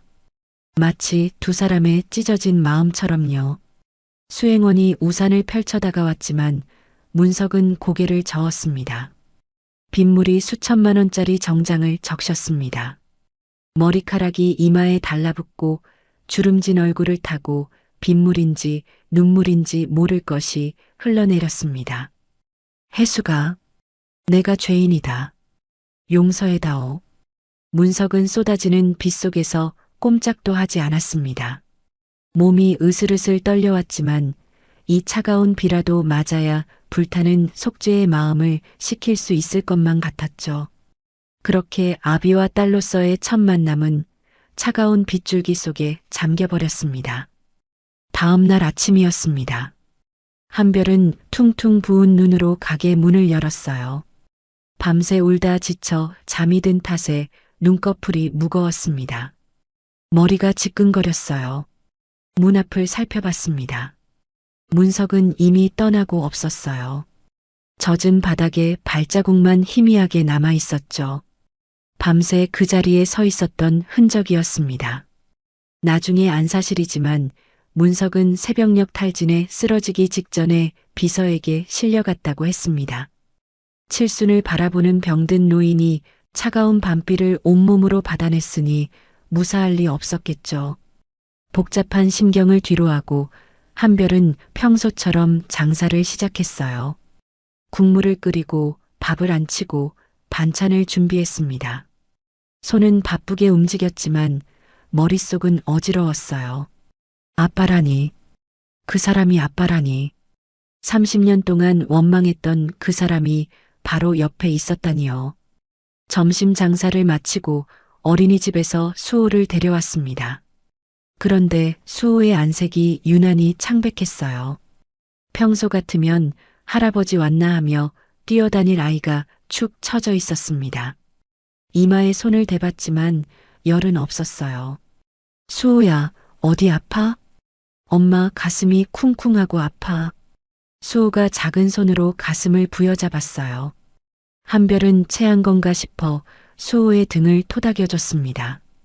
잠시 후 수호가 좀 나아진 것 같다고 해서 한별은 다시 일을 시작했어요. 오늘은 밖에 나가지 말고 식당 안에서 쉬고 있으라고 신신당부했죠. 하지만 수호는 자꾸 창밖을 쳐다봤어요. 엄마, 오늘 할아버지 안 와? 오늘은 안 오실 것 같아. 한별의 목소리가 흔들렸습니다. 그때 딸랑 문이 열렸어요. 문석이었습니다. 병원에서 억지로 링거 바늘을 뽑고 다시 나온 것이 분명했습니다. 어제와 달리 다시 낡은 점퍼 차림이었지만 얼굴은 밤새 비를 맞은 탓인지 창백한 얼굴에 눈 밑은 퀭하게 패여 있었습니다. 서 있는 것조차 위태로워 보였죠. 한별과 눈이 마주쳤지만 둘 다 아무 말도 하지 않았어요. 할아버지, 수호가 반색하며 뛰어나갔어요. 문석은 비틀거리는 몸을 지탱하며 수호를 안아 올렸습니다. 한별은 복잡한 표정으로 그 모습을 바라봤어요. 미워해야 할 사람인데 수호가 저렇게 좋아하니 어찌해야 할지 몰랐죠. 놀이터에서 수호와 문석이 함께 놀았습니다. 그네를 밀어주고 시소를 타고 평소와 다름없는 상황이었어요. 한별은 가게 안에서 설거지를 하며 창밖을 훔쳐봤습니다. 그런데 갑자기 수호가 비틀거렸어요. 작은 몸이 휘청하더니 그대로 픽 쓰러졌습니다. 수호야, 수호야. 문석의 비명소리가 골목을 뒤흔들었어요. 한별이 접시를 내팽개치고 가게에서 뛰쳐나왔습니다. 수호는 눈을 감은 채 축 늘어져 있었어요. 얼굴이 새하얗게 질려 있었습니다. 입술까지 파랗게 변해가고 있었죠. 수호야, 정신 차려. 눈 떠. 한별이 수호를 흔들었지만 반응이 없었어요. 문석이 떨리는 손으로 119에 전화했습니다. 구급차가 도착했어요. 사이렌 소리가 울리는 차 안에서 한별은 수호의 손을 꽉 잡았습니다. 손이 얼음장처럼 차가웠어요. 심장이 터질 것 같았습니다. 문석은 떨리는 손으로 휴대폰을 꺼내 김비서에게 전화했어요. 가게 뒷정리해. 당장. 그리고 한국대학병원 응급실로 와. 응급실에 도착했습니다. 의료진이 수호를 침대에 눕히고 검사를 시작했어요. 혈액 검사, 엑스레이, 심전도. 인턴 의사들이 결과지를 보며 고개를 갸웃거렸습니다. 담당 의사가 한별에게 다가왔어요. 어머니, 너무 걱정 마세요. 검사 결과 다 정상입니다. 빈혈 같아요. 어린 아이들이 크면서 가끔 이럴 때 있거든요. 링거 다 맞으면 퇴원하셔도 됩니다. 한별은 불안했지만 의사의 말이니 믿으려 했어요. 수호가 눈을 떴습니다. 창백하긴 했지만 엄마를 보고 힘없이 웃었습니다. 의사가 퇴원 수속을 밟으려 하는 순간 문석이 고함을 질렀어요. 안 돼. 퇴원이라니. 절대 안 돼. 응급실 전체가 조용해졌습니다. 의사가 당황한 표정으로 다가왔어요. 보호자분, 진정하세요. 걱정되시는 마음은 알겠지만 검사 결과가 정상이니 염려 마세요. 결과가 정상이어도 안 됩니다. 문석이 다급하게 외쳤습니다. 목소리가 갈라졌어요. 얼굴에 핏기가 없었습니다. 심장 정밀 초음파 당장 찍어주세요. 유전성 부정맥. 집안 내력으로 부정맥이 있어요. 의사가 어이없다는 표정을 지었습니다. 문석은 의사의 가운을 붙잡았습니다. 손이 부들부들 떨렸어요. 우리 아버지가 이 병으로 돌아가셨어요. 나도 젊었을 때 똑같이 이러다가 죽을 뻔했다고요. 일반 검사로는 절대 못 살아채요. 한별이 놀라서 문석을 말렸습니다. 뭐 하시는 거예요? 의사 선생님이 괜찮다잖아요. 문석은 한별의 손을 뿌리쳤습니다. 그리고 의사에게 무릎을 꿇었어요. 응급실 바닥에 무릎이 닿았습니다. 제발 정밀 검사해 주세요, 선생님. 내 말이 틀리면 처벌 받겠습니다. 제발 우리 손자 좀 검사해 주세요. 문석의 기세에 눌린 의사가 마지못해 정밀 초음파 기계를 가져왔어요. 수호의 작은 가슴에 기계를 댔습니다. 모니터를 보던 의사의 눈이 커졌어요. 심박동이 미세하게 불규칙해지고 있어. 의사의 얼굴이 굳었습니다. 심실세동 전조 증상입니다. 곧이어 기계 경고음이 요란하게 울렸어요. 삐삐삐삐 하는 날카로운 소리가 응급실을 가득 채웠습니다. 심박수가 급격히 떨어지고 있어. 응급수술실로 옮겨. 순식간에 의료진이 몰려들었어요. 수호가 눕힌 침대가 수술실을 향해 달려갔습니다. 의사들이 뛰어가며 소리를 질렀어요. 복도가 발소리와 기계음으로 가득 찼습니다. 한별은 다리에 힘이 풀려 바닥에 주저앉았어요. 수호야.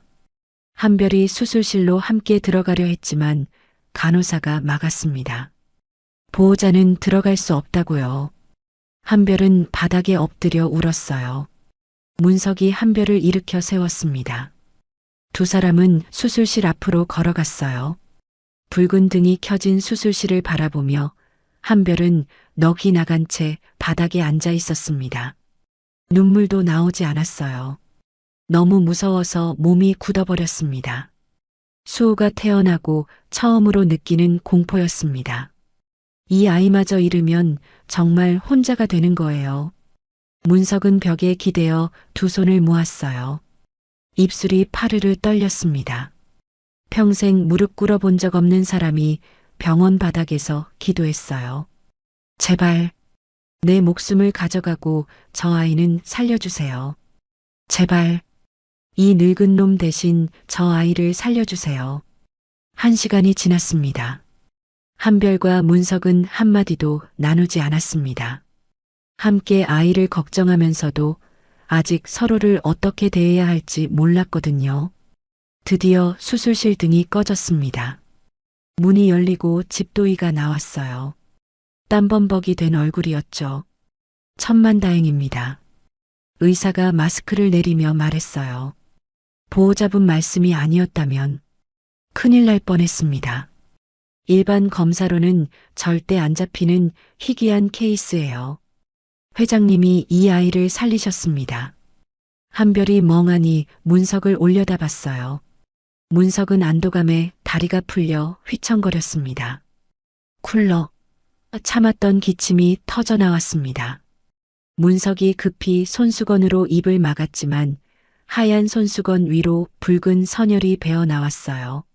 한별이 놀라 달려가 문석을 부축했습니다. 어르신, 피, 입에서 피가. 문석은 황급히 피 묻은 손수건을 주머니에 감추며 애써 웃었습니다. 아니다. 긴장이 풀려서 그런가 보다. 입술을 깨물었나 보구나. 괜찮다. 하지만 한별은 문석의 팔을 잡은 손끝에서 소름 끼칠 정도로 앙상한 뼈의 감촉을 느꼈습니다. 그리고 직감했죠. 이 어르신 많이 편찮으시구나. 문석이 눈물을 흘리며 중얼거렸습니다. 평생을 날 괴롭히던 이 저주받은 병이 결국 내 손자를 살리기 위한 신의 배려였구나. 그 순간 한별의 눈빛이 변했어요. 증오와 원망으로 가득 찼던 눈동자가 흔들렸습니다. 어제까지만 해도 끔찍했던 사람이 오늘 수호의 목숨을 살렸어요. 처음으로 아빠에 대한 감사함이 차올랐습니다. 고마워요. 수호 살려줘서 정말 고마워요. 한별이 흐느끼며 문석의 옷자락을 잡았습니다. 처음으로 아빠의 옷을 잡은 거였어요. 문석은 떨리는 손으로 딸의 머리를 쓰다듬었습니다. 30년 동안 쓰다듬어주지 못했던 머리카락이었죠. 아무 말도 하지 않았습니다. 말이 필요 없었어요. 두 사람 모두 울고 있었습니다. 수호가 일반 병실로 옮겨졌어요. 문석은 수술비와 입원비 전액을 결제했습니다. 한별은 이번엔 거부하지 않았어요. 아무것도 못 챙겨왔어요. 잠깐 집에 다녀올게요. 수호 좀 봐주실 수 있어요? 한별이 조심스럽게 물었습니다. 문석은 고개를 끄덕였어요. 다녀오너라. 김비서가 태워다 줄 거다. 한별이 병실을 나서며 뒤를 돌아봤습니다. 문석이 수호의 작은 손을 잡고 앉아 있었어요. 할아버지와 손자. 그 모습이 처음으로 자연스럽게 느껴졌습니다. 닫힌 문 뒤에서 문석은 수호의 손을 꼭 잡은 채 중얼거렸어요. 할아버지가 지켜줄게. 이젠 아무도 널 아프게 못해. 병실은 고요했습니다. 수호가 깊이 잠든 침대 옆에서 문석과 한별이 마주 앉아 있었어요. 창밖으로 저녁 노을이 비쳐들었습니다. 오렌지빛이 병실을 물들였어요. 심전도 기계가 규칙적으로 삐익삐익 소리를 냈습니다. 수호의 심장이 뛰고 있다는 증거였죠. 문석이 먼저 입을 열었습니다. 떨리는 목소리였어요. 30년 전 이야기를 해줘야겠다. 네가 알아야 할 진실이 있어. 한별은 아무 말 없이 문석을 바라봤습니다. 아직 마음이 정리되지 않았어요. 문석은 고개를 숙였습니다. 네 엄마가 떠났을 때 나는 출장 중이었다. 돌아와 보니 옷가지 몇 벌만 사라지고 이혼 서류만 덩그러니 놓여 있었지. 편지 한 장이 같이 있었어. 다른 남자가 생겼다고, 가난이 지긋지긋하다고 적혀 있었다. 문석의 눈가가 붉어졌습니다. 나는 그걸 믿었어. 30년 동안 네 엄마를 원망하며 살았다. 그런데 문석의 목소리가 갈라졌어요. 어머니가 임종 직전에 고백하셨다.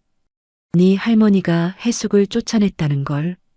가난한 집딸이 내 앞길을 막을까봐 협박해서 내쫓았다고. 그 편지도 시킨 대로 쓴 거였어.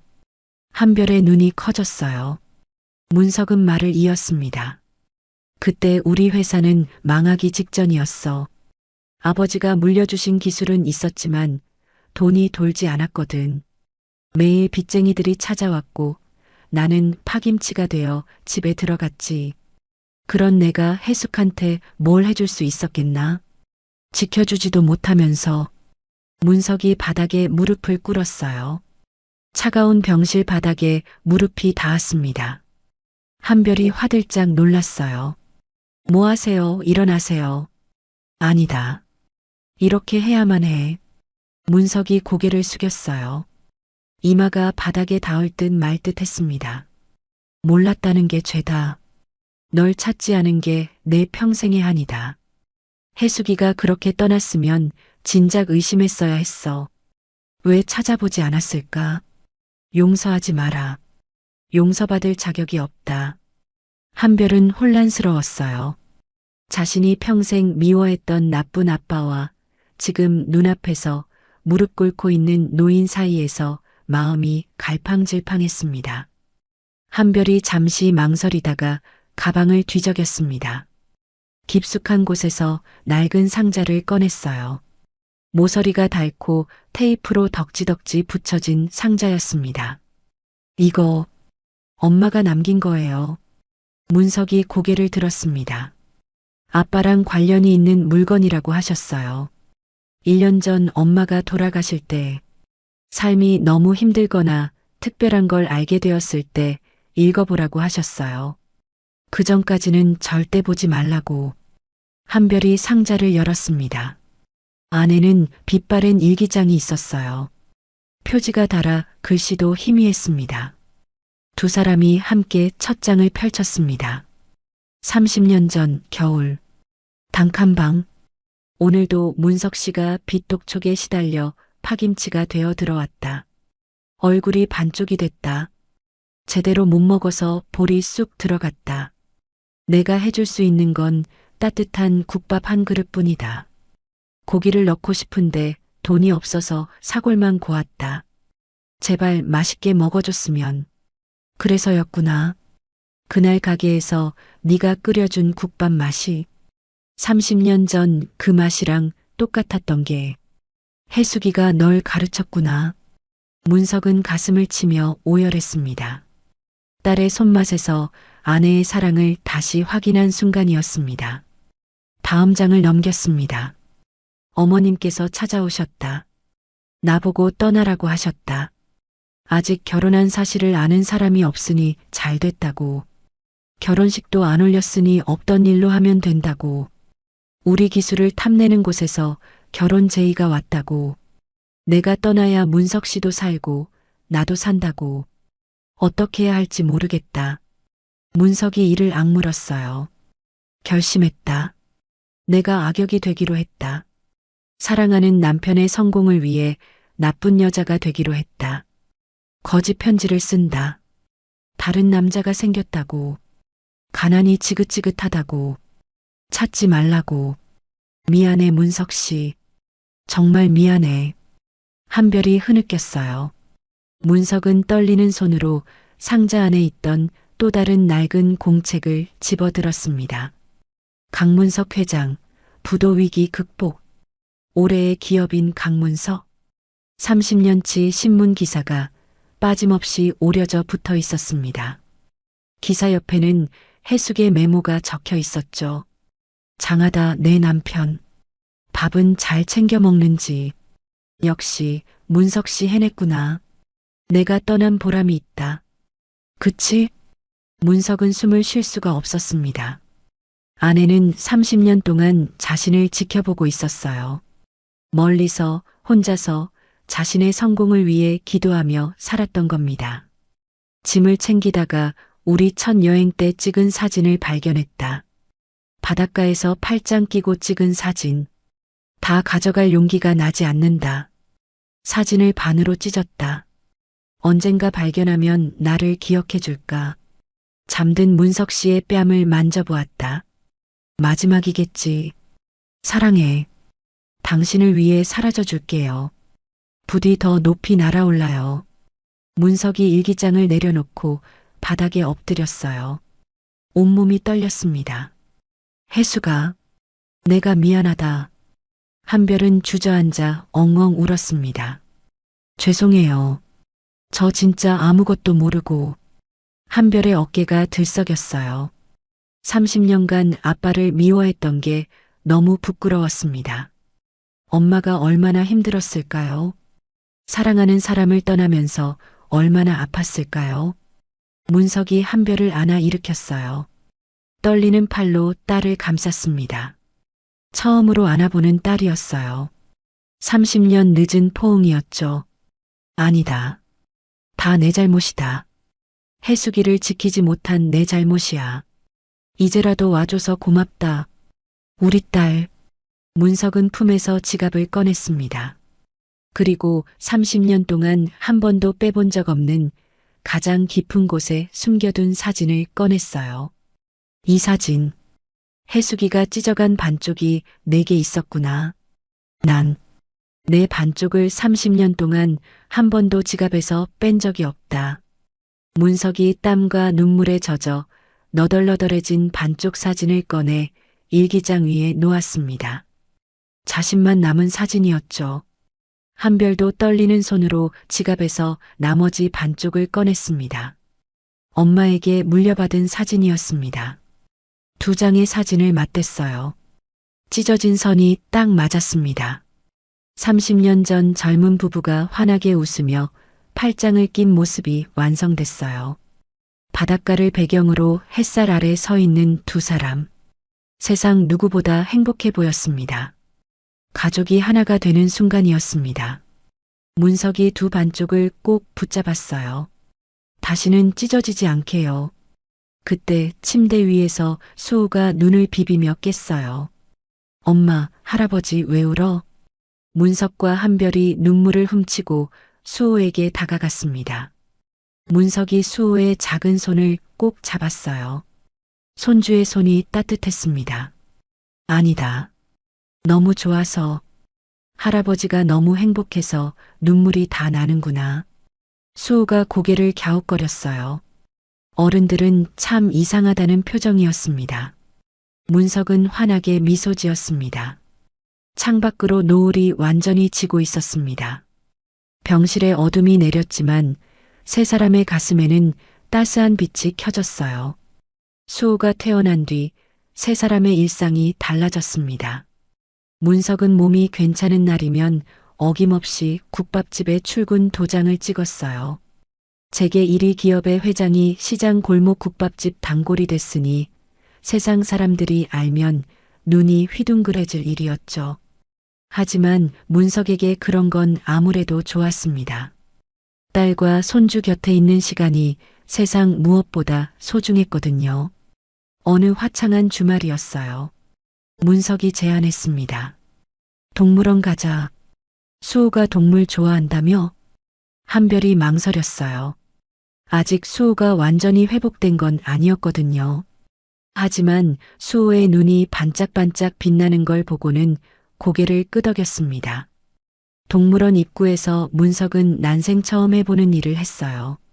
머리띠를 샀습니다. 토끼 귀가 달린 분홍색 머리띠였죠.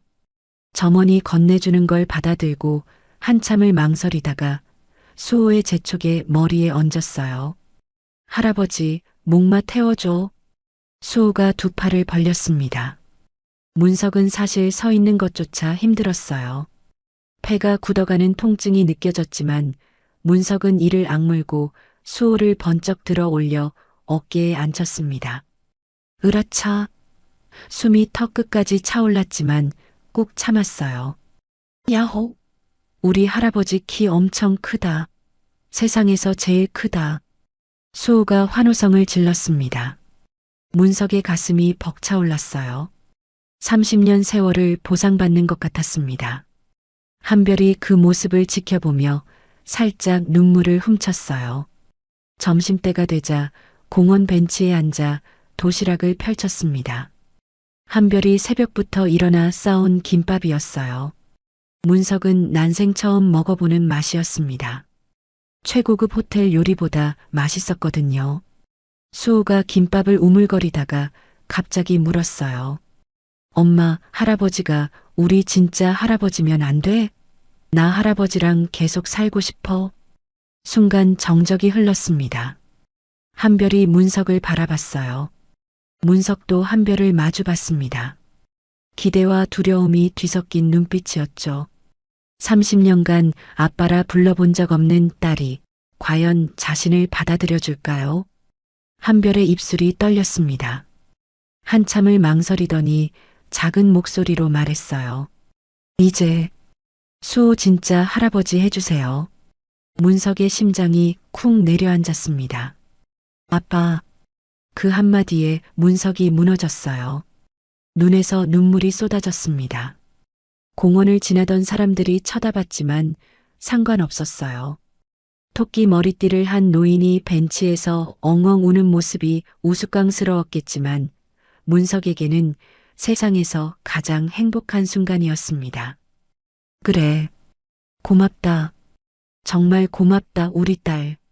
하지만 이 행복은 오래가지 못했어요. 그림자가 드리우고 있었거든요. 며칠 뒤 강진그룹 본사 상무실이었습니다. 강태진 상무가 책상을 내리쳤어요. 문석의 조카이자 회사의 2인자였죠. 그의 눈앞에는 친자 확인 서사본이 놓여 있었습니다. 뭐야 이게? 국밥집 미혼모가 회장님 핏줄이라고? 강 상무의 얼굴이 일그러졌어요. 이가 갈렸습니다. 그럼 유산이 다 거기로 간다는 소리잖아. 20년 동안 피 터지게 일한 나는 뭐가 되는 거야? 강 상무는 법무팀장을 불렀습니다. 건장한 수행원들도 대기시켰어요. 눈이 뒤집힌 채 계략을 짰죠. 며칠 후 점심시간이었습니다.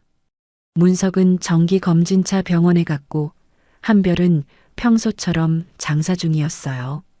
손님 대여섯 명이 국밥을 먹고 있었죠. 그때 검은 승합차 2대가 골목 입구를 막았습니다. 양복 입은 남자들이 우르르 가게로 들이닥쳤어요. 앞장선 사람은 강 상무였습니다. 당장 모두 나가세요. 강 상무가 소리쳤어요. 수행원들이 손님들을 내쫓았습니다. 항의하는 사람도 있었지만 험악한 눈빛에 질려 도망치듯 나갔어요. 철커덕 셔터가 내려졌습니다. 한별이 앞치마를 움켜쥐며 물었어요. 누구세요? 지금 뭐 하시는 거예요? 강 상무가 코웃음을 쳤습니다. 품에서 서류 한 장을 꺼내 테이블 위에 툭 던졌습니다. 친자 포기 각서입니다. 여기에 도장 찍으세요. 그럼 가게 빚 갚고 조용히 살 만큼은 챙겨주겠습니다. 한별의 얼굴이 창백해졌어요. 하지만 물러서지 않았습니다. 돈 때문에 이러는 거 아니에요. 당장 나가주세요. 강 상무의 눈매가 매섭게 변했습니다. 그는 한심하다는 듯 혀를 쯧 찼어요. 그 차가운 경멸이 고함보다 더 섬뜩하게 느껴졌습니다. 이봐요, 아가씨. 상황 파악이 아직 덜 된 모양인데. 강 상무가 가게 안의 허름한 집기들을 눈으로 훑으며 비릿한 웃음을 흘렸습니다. 회장님이 노년에 병들고 적적해지시니 판단력이 잠시 흐려지신 거야. 그걸 가족이라고 착각하면 곤란하지. 뭐라고요? 30년 전에 그쪽 어머니가 왜 소리 소문 없이 사라졌겠어? 주제를 알았던 거지. 감히 넘볼 수 없는 나무라는 걸 스스로 깨달았던 거야. 강상무가 한별에게 한 걸음 다가서며 낮게 속삭였습니다. 서로 급이 맞아야 가족이지. 피 좀 섞였다고 다 같은 사람인 줄 아나? 어머니처럼 비참하게 버려지기 싫으면 우리가 적선할 때 받고 조용히 사라지세요. 그게 너희들 수준에 맞는 대우니까.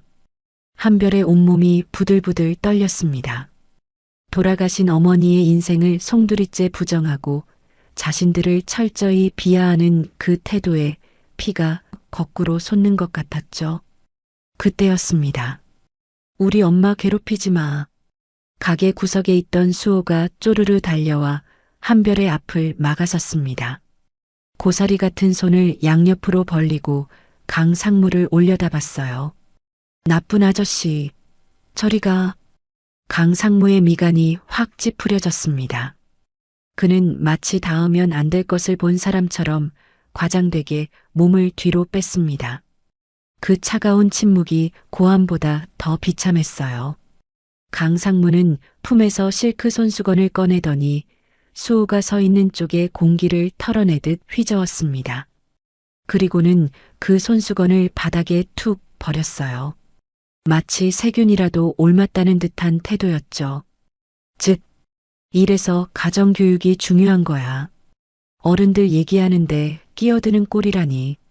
강상무가 한별을 보며 비릿하게 웃었습니다. 애 교육 좀 잘 시키셔야겠어요. 한별이 수호를 꽉 끌어안으며 노려봤습니다. 아이한테 뭐 하시는 거예요? 말 조심하세요. 말 조심? 틀린 말 아니잖아. 강상무가 허리를 숙여 한별과 눈을 맞췄습니다. 목소리를 낮게 깔았지만 그 내용은 비수처럼 날카로웠어요. 한 번만 말할 테니 잘 들어. 지금 여기서 도장 안 찍으면 내일부터 이 가게는 장사 못해. 위생점검, 세무조사, 소방점검. 우리가 동원할 수 있는 건 모든 걸 다 동원할 거야. 한별의 얼굴이 하얗게 질렸습니다. 강상무의 시선이 겁에 질려 울먹이는 수호에게 향했습니다. 그리고 이에 앞으로 학교는 제대로 다닐 수 있을 것 같나? 한국 바닥 생각보다 좁아. 내가 마음만 먹으면 이 아이 앞길 막는 건 일도 아니야. 아이의 미래를 쥐고 흔드는 그 비열한 협박에 한별은 숨이 턱 막혔습니다. 공포감이 온몸을 휘감았어요. 수호는 아저씨의 차가운 눈빛에 한별의 품에 얼굴을 묻고 으앙 울음을 터뜨렸습니다. 그러게 좋은 말로 할 때 좋게 좋게 따랐어야지. 주제 파악 못하고. 강상무가 혀를 차며 수행원들에게 눈짓했습니다. 수행원들이 위압적으로 가게 입구를 막아서며 험악한 분위기를 조성했죠. 그때였습니다. 열린 가게 문 사이로 문석이 언제 들어왔는지 아무도 눈치채지 못했습니다. 역광 속에 서 있는 그는 병실에서 막 뛰쳐나온 듯 땀에 젖어 있었고 안색은 창백했습니다. 하지만 그 눈빛만은 살아 있었습니다. 맹수가 숨통을 끊기 직전에 고요한 살기가 서려 있었죠. 회장님? 강상무가 당황하며 뒷걸음질 쳤어요. 문석은 거친 숨을 삼키며 천천히 걸어왔습니다. 쿵, 쿵. 발소리가 무겁게 울렸습니다. 문석이 강상무 코앞에 멈춰선 채 낮고 건조한 목소리로 말했습니다. 방금 뭐라고 했나? 급이 다르다고 했나? 강상무는 문석의 기세에 눌려 입을 벙긋거렸습니다. 그게 아니라 회장님 명예를 지키려고. 명예? 문석이 비릿하게 웃었습니다. 내 명예를 먹칠하는 건 내 핏줄이 아니라 바로 이런 천박한 짓이다. 문석은 품에서 스마트폰을 꺼내 강상무 앞에 던지듯 보여주었습니다. 녹음되고 있던 화면이 보였습니다. 방금 네가 내 딸과 손자에게 한 협박 전부 녹음됐다. 그리고 내 변호사가 지금 막 검찰청에 도착했지. 니놈이 지난 10년간 하청업체 등쳐먹고 빼돌린 비자금 장부와 함께 말이야. 강상무의 얼굴이 하얗게 질렸습니다. 다리가 후들거렸습니다. 회장님, 조카한테 너무하십니다. 조카? 넌 오늘부로 내 가족도 직원도 아니야. 문석이 싸늘하게 답했습니다. 지금 당장 내 눈앞에서, 내 딸 앞에서 사라져라. 1분 늦을 때마다 형량이 1년씩 늘어날 테니. 그 말은 단순한 호통이 아니라 사형 선고나 다름없었습니다. 강상무와 수행원들은 겁에 질려 쥐새끼처럼 도망쳤습니다. 뒤도 돌아보지 않고 셔터 밖으로 사라지는 뒷모습이 처량하기 그지없었습니다. 가게 안에는 다시 정적이 찾아왔습니다. 문석은 그들이 차를 타고 떠나는 소리가 들릴 때까지 꼿꼿하게 서 있었습니다. 딸을 지키는 거대한 산처럼 미동도 하지 않았죠. 아빠, 한별이 떨리는 목소리로 불렀습니다. 그제야 문석이 천천히 몸을 돌렸습니다. 딸을 향해 안심하라는 듯 미소를 지으려 했습니다. 하지만 입꼬리를 올리는 순간 팽팽하게 당겨져 있던 생명의 끈이 툭 끊어지고 말았어요. 쿨러. 입에서 검붉은 피가 주르륵 흘러내렸습니다. 문석의 몸이 썩은 고목처럼 힘없이 앞으로 기울었습니다. 아빠. 한별이 비명을 지르며 달려가 쓰러지는 문석을 받아냈습니다. 문석의 흰 와이셔츠가 순식간에 붉게 물들었어요. 딸을 지키기 위해 태워버린 아빠의 마지막 남은 온기였습니다. 아빠, 정신 차려요. 눈 좀 떠봐요. 한별이 울부짖으며 문석을 끌어안았습니다. 문석의 시야가 흐려졌습니다. 딸의 얼굴이, 우는 손주의 얼굴이 점점 멀어지고 있었어요. 하지만 정신을 놓을 수 없었습니다. 아직이야. 아직 우리 딸 손도 제대로 못 잡아봤어. 문석은 바들바들 떨리는 손을 들어 올렸습니다. 허공을 젓던 손이 한별의 젖은 뺨에 닿았습니다. 울지 마라. 목소리가 바람 빠진 듯 새어나왔습니다. 미안하다. 더 일찍 지켜주지 못해서. 멀리서 구급차 사이렌 소리가 들려왔습니다. 문석의 손이 힘없이 바닥으로 툭 떨어지려 하자 한별이 그 손을 양손으로 꽉 붙잡았어요. 가지 마요. 이제야 만났는데. 제발 가지 마요, 아빠. 피와 눈물이 뒤섞여 차가운 바닥을 적셨습니다. 아빠라는 이름을 되찾자마자 닥쳐온 이별의 예감 앞에 한별은 오열했습니다. 문석은 흐려지는 의식 속에서도 딸의 손을 놓지 않으려 마지막 안간힘을 썼습니다. 이 손을 놓으면 영영 돌아오지 못할 것 같았으니까요. 구급차 사이렌 소리가 밤거리를 가르며 울렸습니다. 응급실에 도착한 문석은 곧바로 중환자실로 옮겨졌어요. 의료진이 분주하게 움직였습니다. 한별은 유리창 너머로 아빠를 바라보며 두 손을 모았어요. 수호는 겁에 질려 엄마 다리에 매달려 있었죠. 한참 뒤 담당 의사가 나왔습니다. 표정이 어두웠어요. 보호자분, 마음의 준비를 하셔야 합니다. 오늘 밤을 넘기기 힘들 수도 있습니다. 한별의 무릎에 힘이 풀렸어요. 이제 겨우 아빠를 만났는데 벌써 보내야 한다니요. 하지만 새벽녘 기적처럼 문석이 눈을 떴습니다. 흐릿한 눈으로 천장을 더듬다 한별을 발견한 그는 산소 마스크를 내리고 김비서를 불렀습니다. 기자회견. 준비해. 아빠, 무슨 소리예요? 지금 몸이 이런데. 한별이 말렸지만 문석의 눈빛은 단호했습니다. 내가 눈 감으면 저 하이에나 떼들이 내 딸을 물어뜯을 거야. 내가 살아있을 때 내 손으로 왕관을 씌워줘야 해. 다음 날 오전 강진그룹 본사 대강당. 수백 명의 기자들 앞에서 휠체어를 탄 문석이 떨리는 손으로 마이크를 잡았습니다. 그리고 옆에 선 한별의 손을 으스러져라 꼭 쥐었어요. 제 인생의 유일한 자랑이자 제 모든 것인 문석의 목소리가 대강당에 울려 퍼졌어요. 제 딸 강한별입니다. 오늘부로 강진그룹의 유일한 후계자이자 상속인임을 선포합니다. 플래시 세례가 쏟아졌습니다. 생중계 카메라가 한별의 얼굴을 비췄어요.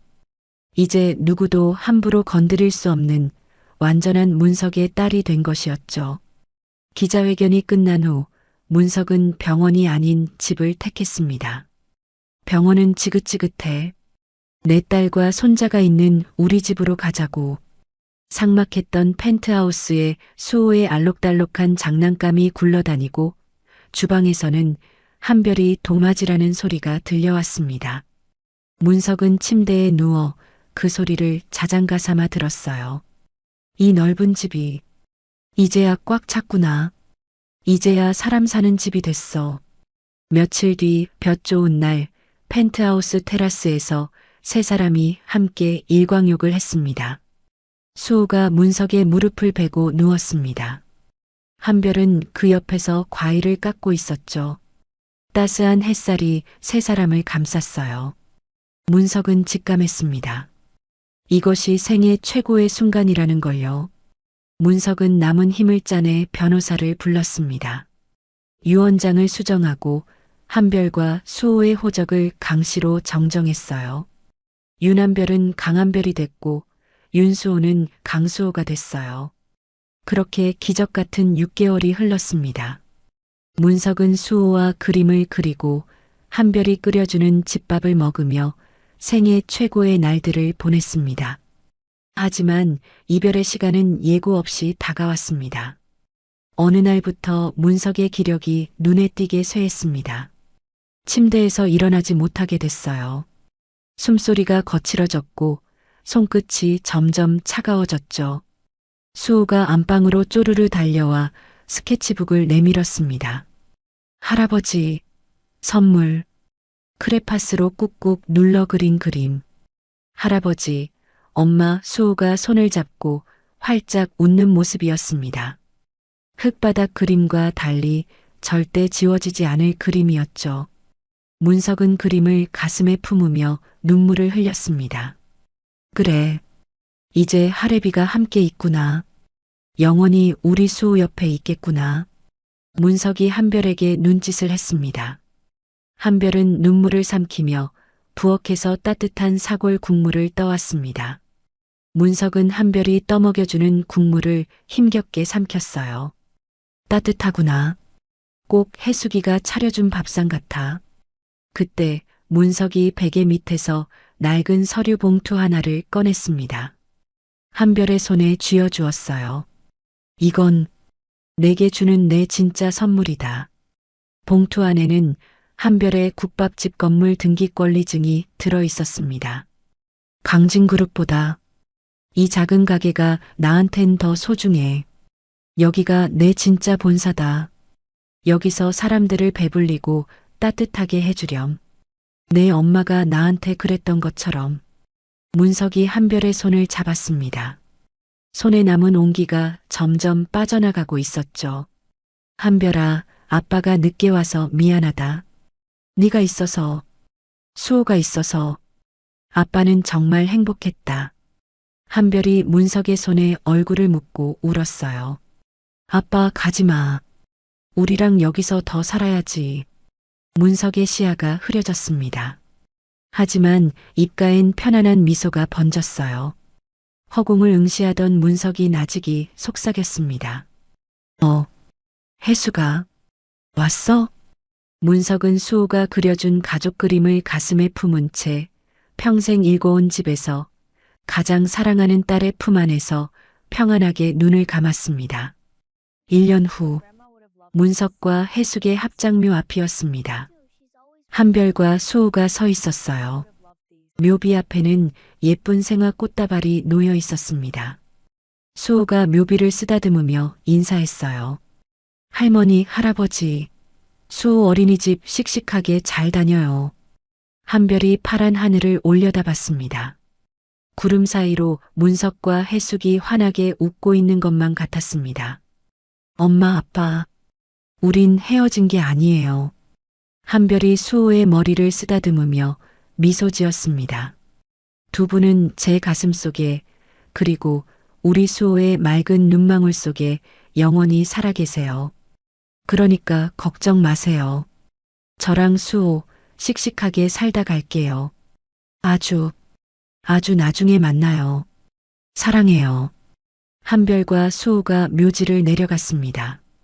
두 사람의 뒷모습 위로 따스한 햇살이 비쳤어요. 바람이 불어 나뭇잎이 살랑거렸습니다. 마치 문석과 해숙이 손을 흔들며 배웅하는 것처럼요. 오늘 이야기를 끝까지 들어주셔서 감사합니다. 어디에서 이야기를 듣고 계신지 댓글로 남겨주시면 반드시 답장 드리겠습니다. 구독, 좋아요 부탁드립니다. 햇살 같은 이야기였습니다.